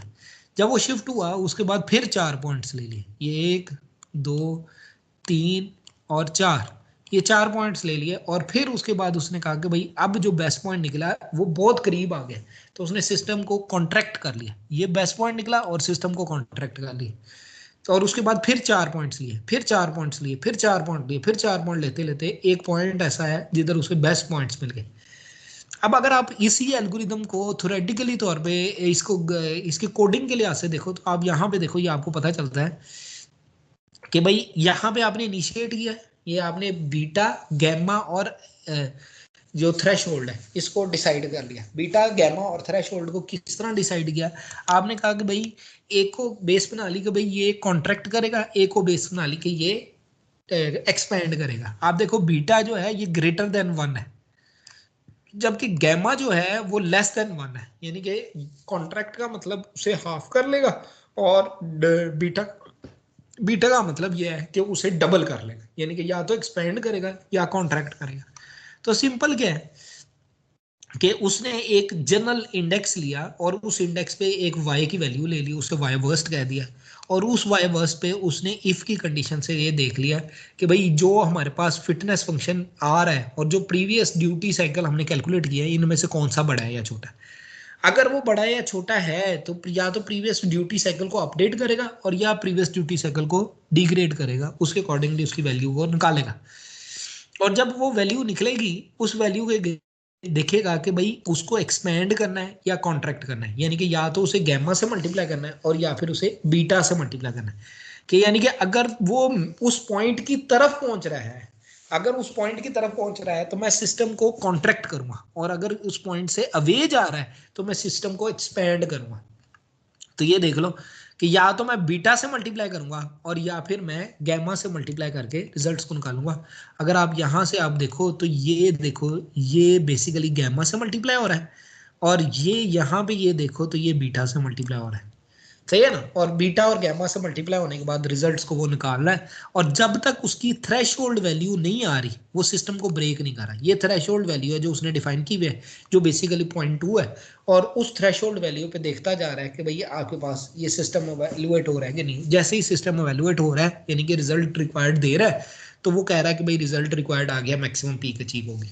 अब एक चीज ऑब्जर्व करो, जो चीज सोचने वाली है वो ये चीज, ये देखो ये अगर आप स्टेप्स देखो तो ये स्टेप्स हैं। पहले स्टेप उसने ये लिया, फिर ये, फिर ये, फिर ये, मल्टीपल स्टेप्स हैं। कभी वो ऊपर जा रहा है, कभी वो नीचे जा रहा है, और फिर एक पॉइंट उस पर आ रहा है जिस पे कंपाइल हो रहा है। और इसी तरह ये वो पार्शियल शेडिंग वाले फिनोमिने पे ये सिस्टम चल रहा है, ये उसके सिस्टम पे चल रहा है, सही है ना। और जब इसके रिस्पेक्ट से अगर मैं देखूं तो ये एक कंक्लूजन लिखा जाता है, जिस कंक्लूजन में अगर मैं बेस बनाऊं तो आपको क्लैरिटी ज़्यादा हो जाएगी कि आपको लग नहीं रहा कि ये कोई P&O का एडवांस वर्जन है। कोई ये क्लैरिटी होती है कि नहीं होती? गुम हो जाते हो। हाँ जी, अवेलेबल हो के नहीं? उसी की वर्जन है। हाँ, P&O का कोई एडवांस वर्जन है कि भाई P&O 2 पॉइंट्स को देख रहा था, ये ज्यादा पॉइंट्स को देख रहा है। तो आप यहाँ पे देखो, ये आपको क्लैरिटी भी होगी। कह रहा है कि the working principle of the proposed GPS algorithm is similar to P&O, but it take multiple points to calculate like other optimization techniques, सही है ना। The robustness of the proposed technique has to be tested under different partial shading conditions. The results have verified that the proposed technique exhibit superior tracking ability and dynamic and steady state efficiency. आप अगर यहाँ पे देखो तो ये claim है, ये claim है ये क्लेम को अगर आप पढ़ो तो ये 4 क्लेम्स बनते हैं। पहला क्लेम कहता है it require fewer number of voltage sample that then other techniques to identify GM, यानी कि global maxima under partial shading and hence enhance the tracking ability and dynamic efficiency. It prevent oscillation around the GM under steady weather condition which produce power loss in the PV system. It has a very low computation complexity. आपको याद होगा मैंने आपको ये claim किया था कि अगर आपका एल्गोरिदम की कॉम्प्लेक्सिटी लो है तो आपका एल्गोरिदम अच्छा है। और इसको जस्टिफाई हमने कहाँ पे किया? उसको जस्टिफाई हमने यहाँ पे किया कि भाई ये आपका एल्गोरिदम है जो चल रहा है, ये उसका टाइम पीरियड है जिस टाइम पीरियड में चल रहा है। ये दूसरा एल्गोरिदम है पीएसओ, उस जितना टाइम पीरियड ले रहा है, और ये पी एंड ओ है जितना टाइम पीरियड ले रहा है। देखने में तो पी एंड ओ की एफिशिएंसी ज़्यादा लग रही है क्योंकि पी एंड ओ कम टाइम पे रिजल्ट दे रहा है, लेकिन अच्छी चीज़ आप देखो तो जो जीपीएस है एमपीपी को ट्रैक कर रहा है, एग्जैक्ट एमपीपी को ट्रैक कर रहा है। अगर आप इन दोनों का कंपैरिजन करो, ये एमपीपी पॉइंट था और ये उसने ट्रैक किया। देखो 800 के रिस्पेक्ट से 800, 406 के रिस्पेक्ट से 405, 397 के रिस्पेक्ट से 396, 393 के रिस्पेक्ट से 3, बिल्कुल करीब करीब। जबकि इसको देखो ये पी एंड ओ 800 के रिस्पेक्ट से 800 क्योंकि यूनिफॉर्म कंडीशन थी, 406 के रिस्पेक्ट से इसने 200 को ट्रैक किया। इसी तरह अगर आप देखो 397 के रिस्पेक्ट से ये 200 को ट्रैक कर रहा है, ये 393 के रिस्पेक्ट से 160 को ट्रैक कर रहा है। यानी कि क्योंकि पार्शियल शेडिंग क्रिएट हो रही है और वो पार्शियल शेडिंग केसेस ये हैं, वो पी एंड ओ कभी किसी पीक को इस पीक को पकड़ा है या इस पीक को पकड़ा है या वो इस पीक को पकड़ा है और या फिर वो इस पीक को पकड़ा है, डिपेंडिंग ऑन कि उसका एल्गोरिदम किस तरह आपके पास अटेन कर रहा है। तो ये चीज़ आपके पास प्रॉब्लम क्रिएट करती है। ये मैंने 2016 में लिखा था, ये मेरा पहला पेपर था जिसको हमने लिखा। अच्छा, उसके बाद अगर मैं देखूं जो दूसरा पेपर ऑप्टिमाइजेशन में लिखा गया हमारे पास वो ये था, इसको हम कहते हैं dragonfly optimization algorithm. Dragonfly पता है ड्रैगन फ्लाई क्या होती है? जी सर, एक इंसेक्ट होता है। क्या होता है? कौन सा इंसेक्ट होता है? इट्स लाइक जो बारिश मक्खी से जैसा पहले होता उड़ते है हैं। लेकिन थोड़ी सा ये देखो ना, जिसको हम नहीं कहते हेलीकॉप्टर कहते हैं। Helicopter sir, helicopter. हाँ, यस सर। मैं आपको दिखाता हूँ, यहाँ कहीं पे मेरे ख्याल से हमने पिक्चर बनाई है, या मैं देखो दुम पे धागा भी बांधा जाता था।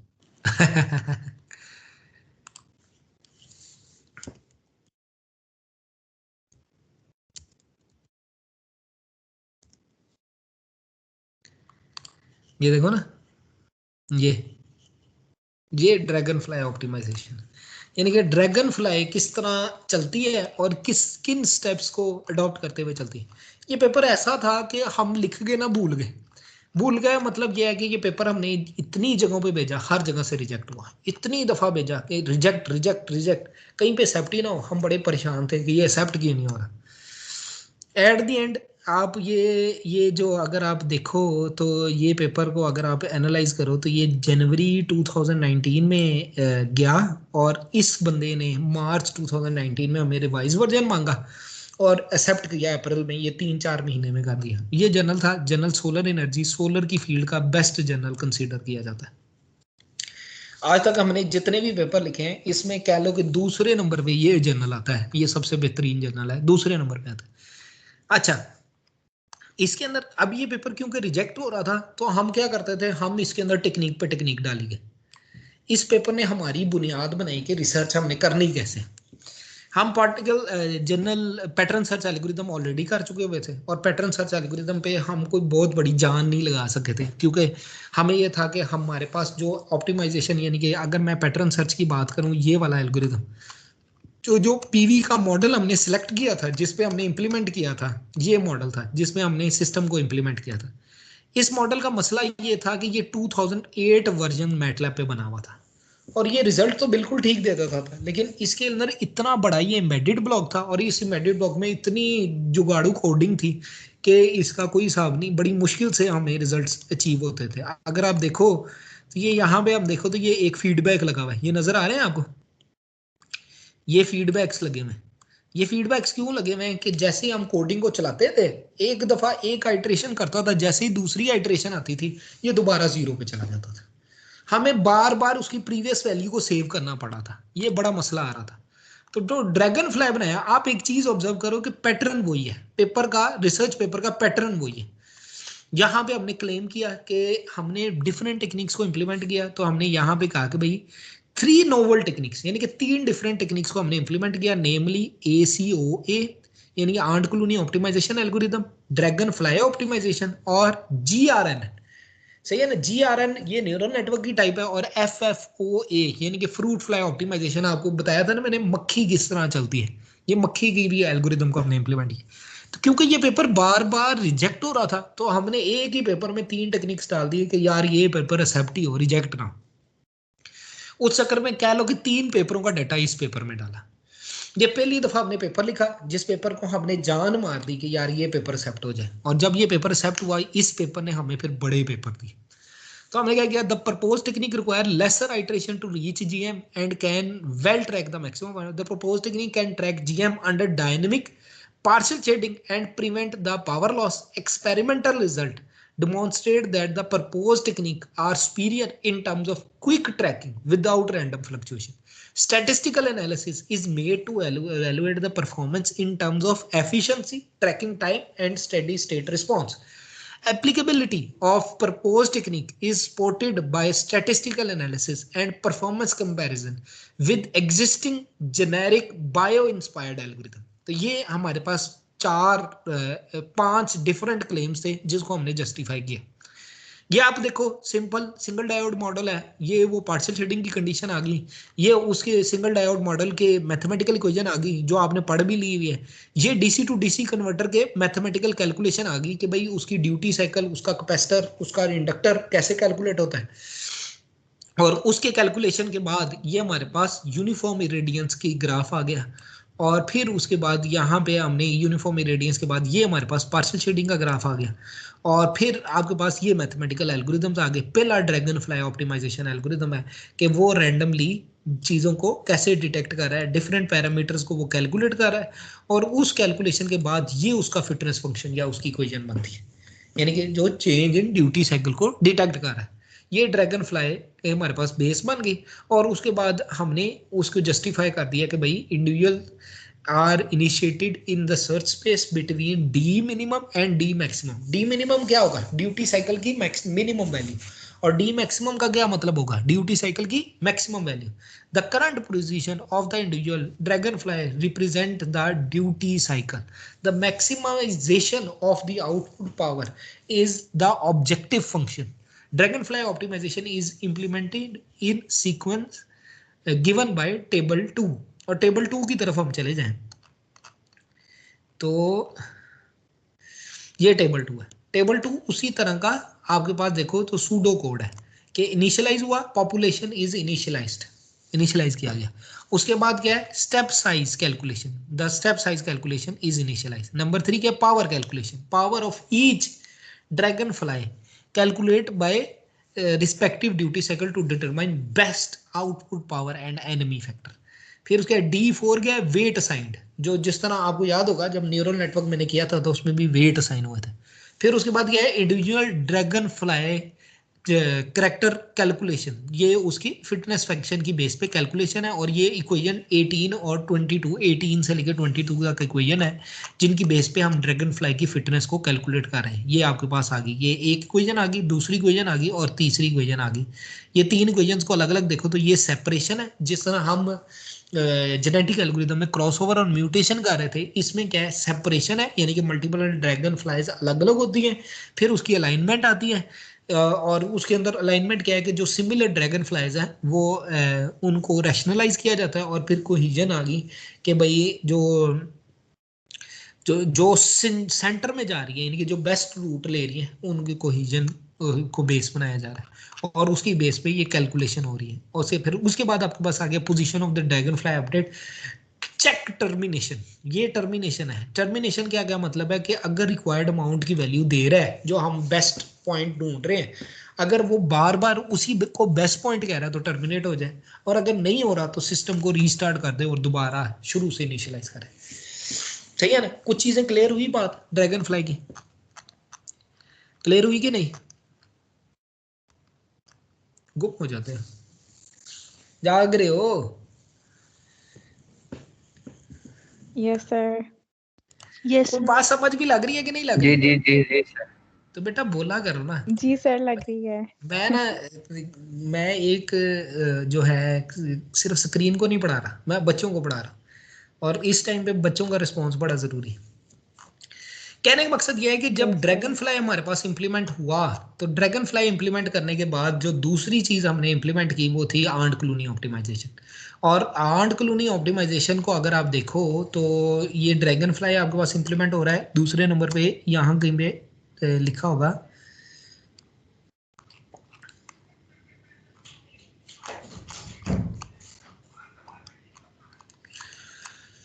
अल्लाह अकबर, जी सॉरी आंट क्लूनी कह रहा हूँ, अडॉप्टिव कुकू सर्च एल्गोरिथम, मैं आंट क्लूनी बोल रहा था, adaptive cuckoo search algorithm ACO। और कुकू सर्च एल्गोरिथम की बेस पे उसका एक मैथमेटिकल फंक्शन बना है, ये उसका मैथमेटिकल फंक्शन बना है। इस फंक्शन को हम कहते हैं लीवी फंक्शन, LEVY, लीवी फंक्शन। ये मेजोरिटी एल्गोरिथम्स में यूज होता है लीवी फंक्शन। उसकी बेस पे रैंडमनेस को कंट्रोल किया जाता है, सही है ना, और उसकी बेस पे ये कैलकुलेशन आई सारे के सारे। इन शॉर्ट अगर मैं इसकी थोड़ी सी डिटेल में चला जाऊं और यहाँ पे आपको दिखाऊं, जो तीसरा एल्गोरिथम हमारे पास आता है वो हमारे पास ये general regression neural network with fruit fly optimization for MPPT, यानी कि दो एल्गोरिथम्स को कंबाइन किया गया है, GRNN और फिर उसके बाद दूसरा क्या है, फ्रूट फ्लाई ऑप्टिमाइजेशन। जब हम क्या नाम है आर्टिफिशियल इंटेलिजेंस को पढ़ते हैं तो जो पहला एल्गोरिथम पढ़ते हैं उसे हम कहते हैं रिग्रेशन, और जो दूसरा एल्गोरिथम पढ़ते हैं उसे हम कहते हैं ग्रेडियंट डिसेंट। मेरे ख्याल से आप लोगों ने पढ़ा होगा, किसी ने पढ़ा है कि नहीं पढ़ा? नहीं जी सर। सर मैंने पढ़ा। हाँ, तो क्या होता है रिग्रेशन, क्या होता है, और ग्रेडियंट डिसेंट क्या होता है?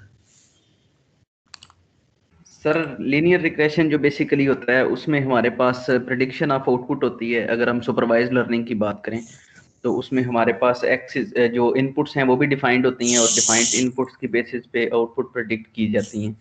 अच्छा, और इसमें जो है वो लोकल ग्लोबल मिनिमा फाइंड करने के लिए एक एल्गोरिथम यूज किया जाता है जो कि ग्रेडियंट डिसेंट होता है, और इसमें एक लर्निंग रेट होती है और उस लर्निंग रेट को चूज किया जाता है ताकि हम अपने कॉस्ट फंक्शन को मिनिमाइज कर सकें डिपेंडिंग अपॉन दी कंस्ट्रेंट्स। और ऑब्जेक्टिव फंक्शन के ऊपर जो है ये ऑब्जेक्टिव फंक्शन के मुताबिक जो होता है ये कास्ट फंक्शन जो है ये काम करता है और आइट्रेशंस रन करती हैं ग्रेडियंट डिसेंट के अंदर, और ये जो है वो ग्लोबल मिनिमा को फाइंड करने के लिए पाथ चूज करता है कि कौन सा मोस्ट ऑप्टिमल पाथ होगा जिसके जरिए से हम उसको अचीव कर सकते हैं। हाँ, तो जो हम बेसिक एल्गोरिथम यूज करते हैं उसको हम कहते हैं रिग्रेशन। इसको इस तरह समझ लो कि फॉर एग्जांपल एक स्ट्रीट है और उस स्ट्रीट में बेतहाशा घर है, और उन घरों की जो कैलकुलेशन है हम कर रहे हैं कि भाई उसके अंदर दरवाजे कितने, उसके अंदर कमरे कितने, उसके अंदर वॉशरूम्स कितने, और उसकी बेस पे हम कैलकुलेशन कर रहे हैं, और उस कैलकुलेशन की बेस पे हम कॉस्ट फंक्शन को कैलकुलेट कर रहे हैं।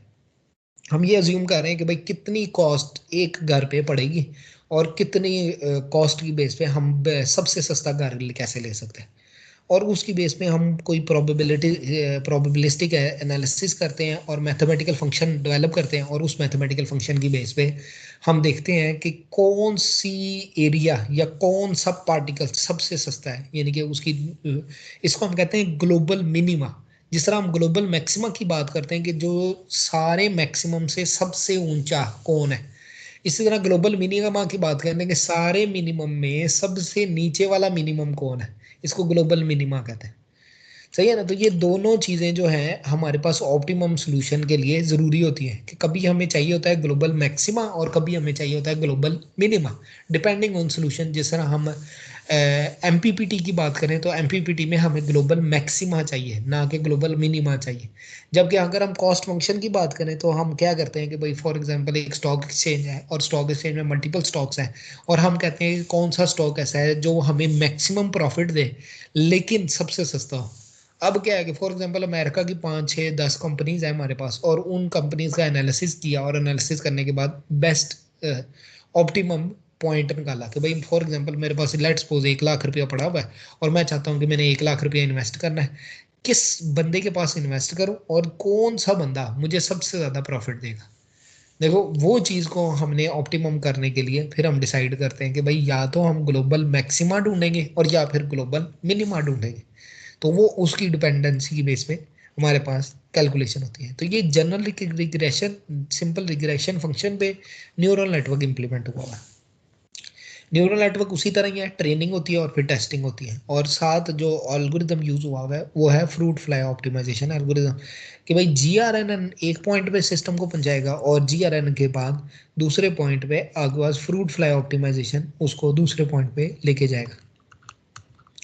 सही है ना। तो ये यहाँ पे देखो, तो ये आपके पास GRN का सिंपल मैकेनिज्म आ गया कि भाई ये आपके पास इनपुट्स आ गए x1 x2, ये इनपुट लेयर आगे पैटर्न लेयर्स पे चलेगी जो बेसिकली हिडन लेयर है, और हिडन लेयर के बाद एक और लेयर बनी सबमिशन लेयर, और फाइनली हमारे पास आउटपुट लेयर बन गई। फिजिकली तौर पे ये सिस्टम 3 लेयर सिस्टम है। एक क्या है इनपुट लेयर, और दूसरा क्या है आउटपुट लेयर, और तीसरा क्या है हिडन लेयर। और हिडन लेयर में जितनी मर्जी लेयर्स हो हमें कोई फर्क नहीं पड़ता, सिर्फ ये होता है कि सिस्टम कॉम्प्लेक्स हो जाता है, और कॉम्प्लेक्स होने का नुकसान ये होता है कि कभी कभी तो रिजल्ट अच्छे हो जाते हैं और कभी कभी रिजल्ट अच्छे तो हो जाते हैं लेकिन स्लो हो जाते हैं। तो कई दफ़ा हम लेयर्स को बढ़ाने से सिस्टम के रिजल्ट्स को इम्प्रूव करने की कोशिश करते हैं, लेकिन एक सर्टन अमाउंट पे सिस्टम मतलब कि लेयर्स बढ़ाई जाएँ, उससे ज़्यादा फिर लेयर्स बढ़ाई जाएँ तो सिस्टम के रिजल्ट पे कोई फर्क नहीं पड़ता। तो ये हमारे पास आ गया कि हमने क्या नाम है GRN को इम्प्लीमेंट किया, और ये हमारे पास फ्रूट फ्लाई आ गया कि भाई हमारे पास फ्लाइज यानी कि मक्खियाँ हैं, फ्रूट फ्लाइज हैं, और उन्होंने टारगेट की तरफ पहुंचना है।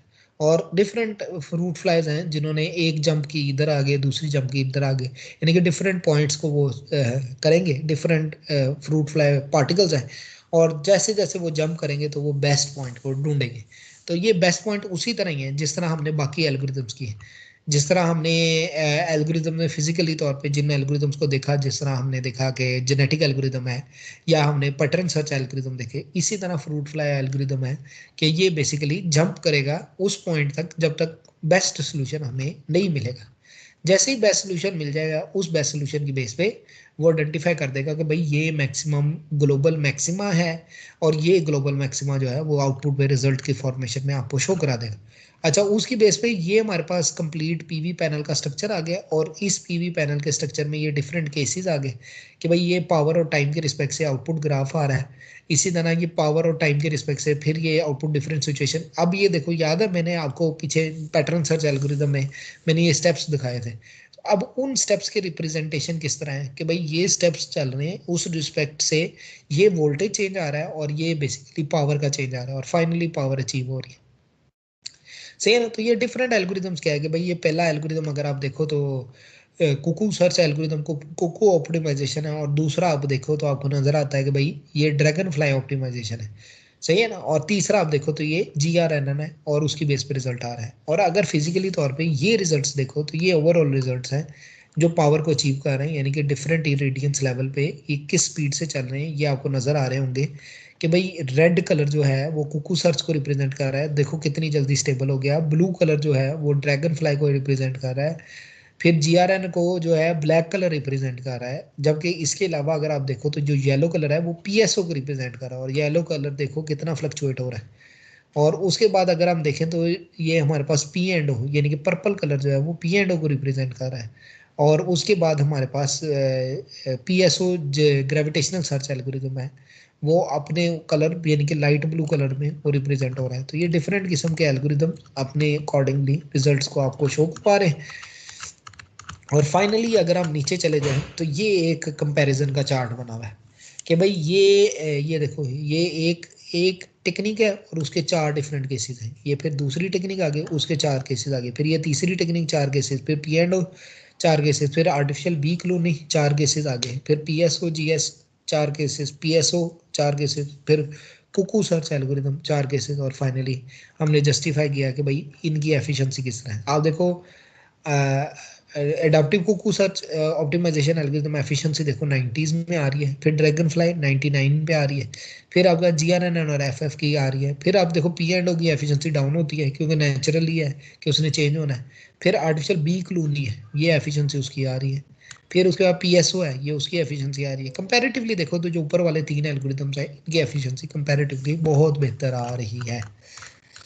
और उसके अगेंस्ट ये फिर रिजल्ट्स बन के ये फाइनलाइज होके उनके रिजल्ट्स को एफिशिएंसी के रिस्पेक्ट से डिफरेंट केसेस में रिप्रेजेंट करके ये फाइनल रिजल्ट्स आ रहे हैं, ठीक है। तो ये आपके पास एक बेसिक में हमारे पास मॉडर्न टेक्नोलॉजीज में ड्रैगन फ्लाई ऑप्टिमाइजेशन एक टेक्निक आई थी। अच्छा, उसके बाद जो हमने पेपर लिखा उसको हम कहते हैं ग्रास होपर ऑप्टिमाइजेशन एल्गोरिथम। फिर हमने इस एल्गोरिथम को भी हमने जो है टेस्ट किया। ग्रास होपर का तो पता ही होगा सबको ही, ये फिर हमने सोलर एनर्जी में पब्लिश किया और ये 2020 में पब्लिश हुआ, सही है ना, लेटेस्ट पब्लिश हुआ। और इसमें 2020 वाले पेपर में अगर आप इसमें देखो तो इसके अंदर क्योंकि अब हमारे पास बेस बन गई थी, पिछली 6-7 टेक्निक्स को हमने इम्प्लीमेंट कर दिया था, तो हमने सिंपल क्या किया, हमने वो एक बूस्ट कन्वर्टर लिया, ग्रास होपर ऑप्टिमाइजेशन एल्गोरिथम लगाया और बूस्ट कन्वर्टर का मैथमेटिकल फार्मूला लिखा। आप देखो पेपर तकरीबन सेम है। उसके बाद हमने क्या किया, उसके बाद सिंगल डायोड मॉडल उसके पास आ गया, उसके बाद पार्शियल शेडिंग के केसेस आ गए, ये यूनिफॉर्म इरेडियंस आ गई, वो आ गया आपके पास, क्या नाम है, पार्शियल शेडिंग आ गई। और ये आपके पास आया कि जो आपके पास फिगर आती है जो आपके पास बेसिकली ग्रास होपर की आती है, ग्रास होपर किस तरह जंप करके अपने टारगेट को अचीव करता है और उसका मैथमेटिकल फार्मूला ये आता है, ये उसका मैथमेटिकल फार्मूला। अब देखो हर किसी का मैथमेटिकल फार्मूला चेंज है और उस मैथमेटिकल फार्मूले की बेस पे जब हमने थ्योरेटिकली इसको इम्प्लीमेंट किया तो ये देखो कि इनिशियलाइज फॉर्म यानी कि पॉपुलेशन को इनिशियलाइज किया और इनिशियलाइज लेने के बाद आपने फिटनेस फंक्शन और बेस्ट सोल्यूशन को कैलकुलेट किया। Calculate value of C using equation 16, यानी कि जो इक्वेशन 16 है उसकी बेस पे ये हमारे पास वैल्यू आ गई और उस वैल्यू की बेस पे आपने क्या किया, calculate distance between GHO particles, update particle position. और फिर आप अगर एंड देखो तो फिर आपके पास आता है कि भाई D out is equal to D best और फाइनली आपके पास आता है कि भाई जो कंडीशन आती है कि भाई न्यू पावर जो है ओल्ड पावर से ज़्यादा या कम है और दरमियान में इसकी रेशो आ गई कि new power minus old power divided by old power, तो ये रेशो आ गई और change in power in percentage हमने लिख लिया कि ये थ्रेशोल्ड है कि अगर ये थ्रेशोल्ड क्रॉस होती है इसका मतलब सिस्टम रिक्वायर रिजल्ट दे रहा है, अगर नहीं होती तो ये इस चीज़ को रिपीट करता रहेगा, सही है ना। और उसके बाद ये उसका सूडो कोड आ गया और सूडो कोड के रिस्पेक्ट से आप देखो तो ये वही उसी तरह डायग्राम है कि ये आपकी पीक टू पीक ट्रैवलिंग हो रही है और उसके अंदर GHO कैसे रिस्पॉन्स कर रहा है पावर के रिस्पेक्ट से और आपके पास वोल्टेज के रिस्पेक्ट से। और उसके बाद अगर आप देखो तो हमने यहाँ पे जो बड़ा क्लेम किया, हमने कहा नो जी ये कॉम्प्लेक्स पार्शियल शेडिंग के लिए भी अच्छा एल्गोरिथम है। इससे पहले तक हमने जितने भी एल्गोरिथम्स किए हमने कभी भी कॉम्प्लेक्स पार्शियल शेडिंग की डिस्कशन नहीं की। कॉम्प्लेक्स पार्शियल शेडिंग का मतलब यह है कि इतनी ज्यादा पीक्स आ रही हैं कि आपका एल्गोरिथम कंफ्यूज हो जाएगा। अब यहाँ पे क्या है कि वो कंफ्यूज होने की बेस पे वो एग्जैक्ट पीक को नहीं पकड़ेगा। आइडियली अभी तक जितने एल्गोरिथम्स किए हैं सबसे बेहतरीन एल्गोरिथम जो हमें अचीव किया वो ड्रैगन फ्लाई है जिसने आउटपुट बेहतरीन दिया। अदरवाइज बाकी एल्गोरिथम्स भी रिस्पॉन्ड अच्छा करते हैं। आप देखो कई एल्गोरिथम्स ऐसे हैं माउस को क्या हुआ है, सिस्टम हो गया। अच्छा, कई एल्गोरिथम्स ऐसे हैं जो ओवरऑल सिस्टम पे आउटपुट देते हैं। ये देखो ये कॉम्प्लेक्स पार्शियल शेडिंग के मल्टीपल केसेस हैं, ये एक केस आ गया, ये दूसरा केस आ गया और उसके केसेस के अकॉर्डिंगली ये देखो case 1 fast varying environmental condition या फास्ट वेरिंग इरेडियंस, ये पहला केस आ गया, सिचुएशन बनी पहली केस की। दूसरा केस क्या बना, दूसरा केस आप देखो तो दूसरा केस पार्शियल शेडिंग 1 है, तीसरा केस फिर पार्शियल शेडिंग 2 है और पार्शियल शेडिंग में हमने इरेडियंस वैल्यू को चेंज किया, यूनिफॉर्म में इरेडियंस वैल्यू को चेंज नहीं किया और उसके अकॉर्डिंगली ये हमें रिजल्ट्स आ रहे हैं, ये डिफरेंट रिजल्ट्स हमारे पास अपीयर हो रहे हैं। केस 1, केस 2, केस 3 और केस 4 और 5, ये केस 4 और 5 है। ये बेसिकली पार्शियल शेडिंग नहीं है, कॉम्प्लेक्स पार्शियल शेडिंग। और कॉम्प्लेक्स पार्शियल शेडिंग में आप देखो तो इस पे मल्टीपल PV पैनल्स हैं और उनके अलग अलग वैल्यूज आ रही हैं और उस अलग अलग वैल्यूज पे इसी कैलकुलेशन हुई है। तो आप देखो अब यहाँ पे आप ऑब्जर्व करो कि ये एक एल्गोरिथम है जिसको हमने इंप्लीमेंट किया है, ये ग्रास होपर ऑप्टिमाइजेशन है, ये कॉम्प्लेक्स पार्शियल शेडिंग में भी रिजल्ट सही दे रहा है। ये ड्रैगन फ्लाई है जो हमने पिछली दफा इंप्लीमेंट किया था और पिछली दफा इंप्लीमेंट किया तो ये ड्रैगन फ्लाई के भी रिजल्ट अच्छे आ रहे हैं। अच्छा, अब आप देखो P&O तो वैसे ही हमारा क्लेम ये है कि ये कोई अच्छे रिजल्ट नहीं देता, तो P&O को देखो कि P&O कमला ही हुआ है, रिजल्ट इसके कोई अच्छे नहीं आ रहे। फिर उसके बाद आ जाता है आर्टिफिशियल बी कॉलोनी, तो ये रिजल्ट आर्टिफिशियल बी कॉलोनी के आ रहे हैं। सही है ना, ये आपके पास रिजल्ट आ रहे हैं। आप देखो कि जैसे ही केस 4 या केस 5 आ रहा है तो उसकी यानी कि कॉम्प्लेक्स पार्शियल शेडिंग में इसकी एफिशिएंसी 90% पे चली गई, इसकी एफिशिएंसी डाउन हो गई। अच्छा, फिर उसके बाद देखो पीएसओ में आप देखो, फिर आपको नजर आ रहा है कि ये यहाँ पे देखो, ये आपके पास एफिशिएंसी आ रही है 94%, यानी कि एफिशिएंसी फिर डाउन होगी। फिर पीएसओ की बात करो तो ये 90% आ रही है। फिर आप कुकू सर्च की बात करो तो ये फिर 90% आ रही है, यानी कि कॉम्प्लेक्स पार्शियल शेडिंग में सारे एल्गोरिदम्स खराब हो जाते हैं। लेकिन कंपैरेटिवली आप देखो तो जीएचओ सबसे बेहतर है और उसके बाद ड्रैगन फ्लाई ऑप्टिमाइजेशन है, जो कंपैरेटिवली सारे पॉइंट्स पे सही आंसर कर रहे हैं। और उसके रिजल्ट्स आप देख लो कि ये अचीवेबिलिटी आप देखो तो भाई यहाँ पे आपको नजर आएगी कि ये आपके पास है ग्रास ऊपर एल्गोरिदम, और ग्रास ऊपर ये रेड है, ये फ्लक्चुएट हो रहा है आ रहा है। और ये जो है ना ब्लू, ये ब्लू आप देखो ये ड्रैगन फ्लाई है। आपको चीज एक चीज शायद नजर आए कि जो ड्रैगन फ्लाई है वो यहाँ पे सेट हो गया, यहाँ पे आगे कांस्टेंट हो गया और बड़ी अच्छी आउटपुट दे रहा है, जबकि ये जो रेड वाला है ये यहाँ पे आगे सेट हो रहा है। इसका मतलब है जो क्लेम कर रहे हैं ड्रैगन फ्लाई ऑप्टिमाइजेशन कंपैरेटिवली ग्रास ऊपर से बेहतर है। एफिशिएंसी वाइज नहीं हम बात कर रहे हैं, हम बात किस पे कर रहे हैं कि भाई जो रिजल्ट को अटेन कर रहा है यानी कि किस स्पीड से कर रहा है, तो ड्रैगन फ्लाई की स्पीड कंपैरेटिवली ज्यादा है ग्रास ऊपर से। ये देखो आपको नजर आएगा, ये रेड है, ये ग्रास ऊपर जा रहा है, ये देखो ग्रास ऊपर फ्लक्चुएट करते करते करते सेट हो रहा है। और ये ब्लू है, ये देखो ये ब्लू साथ ही सेट हो गया। ये क्लियर हो रही है बात, क्लियर हुई कि नहीं? हाँ जी, क्लियर होगी कि नहीं? Yes, sir. Yes. Yes, sir. ठीक है, तो ये हमारे पास ड्रैगन फ्लाई और ग्रास ऊपर के दरमियान में कंपैरिजन आ गया, और उसके कंपैरिजन के रिस्पेक्ट से हमारे पास ये टेबल भी आ गया, और थ्योरेटिकली तौर पे हमने इसकी परसेंटेज या आउटपुट को भी डिफाइन कर दिया कि भाई ये आउटपुट कितनी दे रहा है, सही है ना। और उस आउटपुट में हमने डिफाइन कर दिया कि भाई हमारा एल्गोरिदम कंपैरेटिवली आप देखो तो कॉम्प्लेक्स पार्शियल शेडिंग में हमारा एल्गोरिदम कंपैरेटिवली सबसे बेहतर है एज कम्पेयर टू बाकी एल्गोरिदम। ये जब ग्रास ऊपर एल्गोरिदम हुआ तो हमारे थोड़े से जाके खुले और हमने कहा कि यार कोई अच्छे जर्नल में भेजते हैं, तो हमने ये एक पेपर लिखा, इसका नाम था स्वैल्प स्वार्म ऑप्टिमाइजेशन एल्गोरिदम। ये इलेक्ट्रिकल इंजीनियरिंग में कोई दूसरे या तीसरे नंबर पे रिसर्च पेपर आता है, इस लिहाज से कि इसका इम्पैक्ट फैक्टर बहुत ज़्यादा है। एनर्जी कन्वर्जन एंड मैनेजमेंट, इसका इम्पैक्ट फैक्टर 7 है। और ये जब हमने लिखा तो इसमें जो बेस बनी गई वो थी सेल्फ स्वार्म ऑप्टिमाइजेशन एल्गोरिदम की। वही बात आ गई कि अगर आप टाइटल भी पढ़ो तो आपको नजर आएगा कि आ self swarm optimization based MPPT technique for harvesting maximum energy from PV system under partial shading. सही है ना, फोकस हमारा फिर कॉम्प्लेक्स पार्शियल शेडिंग था। कॉम्प्लेक्स पार्शियल शेडिंग में क्योंकि काम बहुत थोड़ा हुआ है तो हमें जस्टिफाई करना बड़ा आसान हो जाता है। तो हमने सिंपल क्या किया, हमने कहा भाई पार्शियल शेडिंग क्या होती है, और उसके बाद हमने क्या किया भाई पीएसओ किस तरह वर्क करता है, पीएसओ की बेस बना ली, यानी कि जो हमें बेसिक पे जिस पे कंपैरिजन करना था उनकी बेस बना ली कि पीएसओ जीएस, यानी कि कंपैरिजन तो सारी बात है एक ही ग्रुप ऑफ टेक्निक्स थी जो हमने इंप्लीमेंट की हुई थी, उन्हीं टेक्निक्स का कंपैरिजन हम कर रहे हैं। तो पीएसओ जीएस आ गया हमारे पास, और फिर कुकू सर्च एल्गोरिदम आ गया, आर्टिफिशियल बी कॉलोनी आ गया, जिन एल्गोरिदम्स को हमने किया हुआ, सही है ना। और फिर उसके बाद हमने जस्टिफाई किया कि भाई सेल्फ स्वार्म किस तरह चलेगा। क्योंकि ये जर्नल बहुत डिफिकल्ट था इसमें पब्लिश करना। अगर आप देखो यहाँ पे आपको नजर भी आएगा कि ये पब्लिकेशन में आप अगर देखो तो यहाँ पे हमें टाइम कितना लगा कि अक्टूबर 2019 में इस बंदे ने हमारे से पेपर लिया, फरवरी 15 को इसने दोबारा रिवीजन मांगी और एक्सेप्ट हो गया 17 फरवरी को, ये हमें एडवांटेज मिल गया। अच्छा, अब आप अगर इसमें देखो तो ये आपके पास आ गया, ये आपके पास सेल्फ स्वार्म एल्गोरिदम आ गया जो सेल्फ स्वार्म मूव कर रही है, ये आपके पास आ गया, सही है ना। और इस एल्गोरिदम में अगर आप चलो तो ये आपके पास ये आती है आपके पास, अगर आप देखो तो ये वही आपके पास आउटपुट आ गई जो आपने बाकी पेपर्स में भी देखी है कि जो आपके पास पीक आ रही है पार्शियल शेडिंग की, उसके रिस्पेक्ट से वोल्टेज आ गया और पावर आ गई, और वो वोल्टेज और पावर हमने कॉम्प्लेक्स पार्शियल शेडिंग में दोबारा मैप कर दी।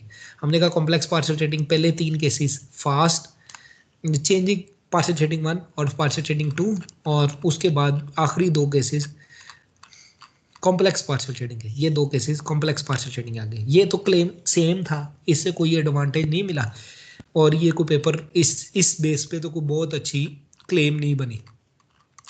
लेकिन एडिशनल क्लेम हमने क्या किया, हमने जब कंपैरिजन किया हमने कहा लो जी ये दिन की रेडियंस आ गई, ये आपके पास पूरे जो आपके पास इरेडियंस आपके पास बन रही है कि भाई हमने बेस बना लिया, ये इरेडियंस किस तरह बनी है, वही विंटर के लिए स्प्रिंग रेड जो है वो समर को कह रहा है, फिर ग्रीन जो है वो स्प्रिंग को कह रहा है, और ऑटम जो है वो ये ब्राउनिश टोन में दे रहा है। तो ये पूरे दिन की 24 घंटे की आपको इरेडियंस मिल रही है। अगर आप ऑब्जर्व करो तो ये जो एरिया है, ये एरिया स्पेसिफिकली ये एरिया अगर आप ऑब्जर्व करो तो आपको समझ लगती है कि भाई ये 5-6 बजे शुरू हो रहा है और ये तकरीबन 5-6 बजे के करीब का दिन खत्म हो रहा है, सही है ना। लेकिन समर में आप देखो तो पीक सबसे ज्यादा आ रही है, विंटर में कंपैरेटिवली उससे स्लो आ रही है, स्प्रिंग में उससे स्लो। तो पूरे दिन का डेटा हमने ले लिया। ये हमारा क्लेम एडवांस हो गया पिछले वाले क्लेम से, और पिछले वाले क्लेम से एडवांस होने की बेस पे हमने इसकी कैलकुलेशन की कि क्या हमारा एल्गोरिदम सही काम कर रहा है कि नहीं कर रहा। तो ये रिजल्ट्स हमें अचीव हुए कि भाई ये रिजल्ट्स हैं डीएफओ यानी कि dragonfly optimization, swarm optimization. आप अगर ऑब्जर्व करो, अगर आपको नजर आए तो ये रेड वाला सबसे ऊपर जा रहा है, फिर पी एंड ओ है, फिर A B C artificial bee colony है, पीएसओ ग्रेविटेशनल सर्च है, पीएसओ सिंपल है और कुकू सर्च है। और इसमें आप ऑब्जर्व करो तो रेड वाला सबसे टॉप पे जा रहा है और उस पे वो रिजल्ट दे रहा है। ये आपको देखो नजर आ रहा है।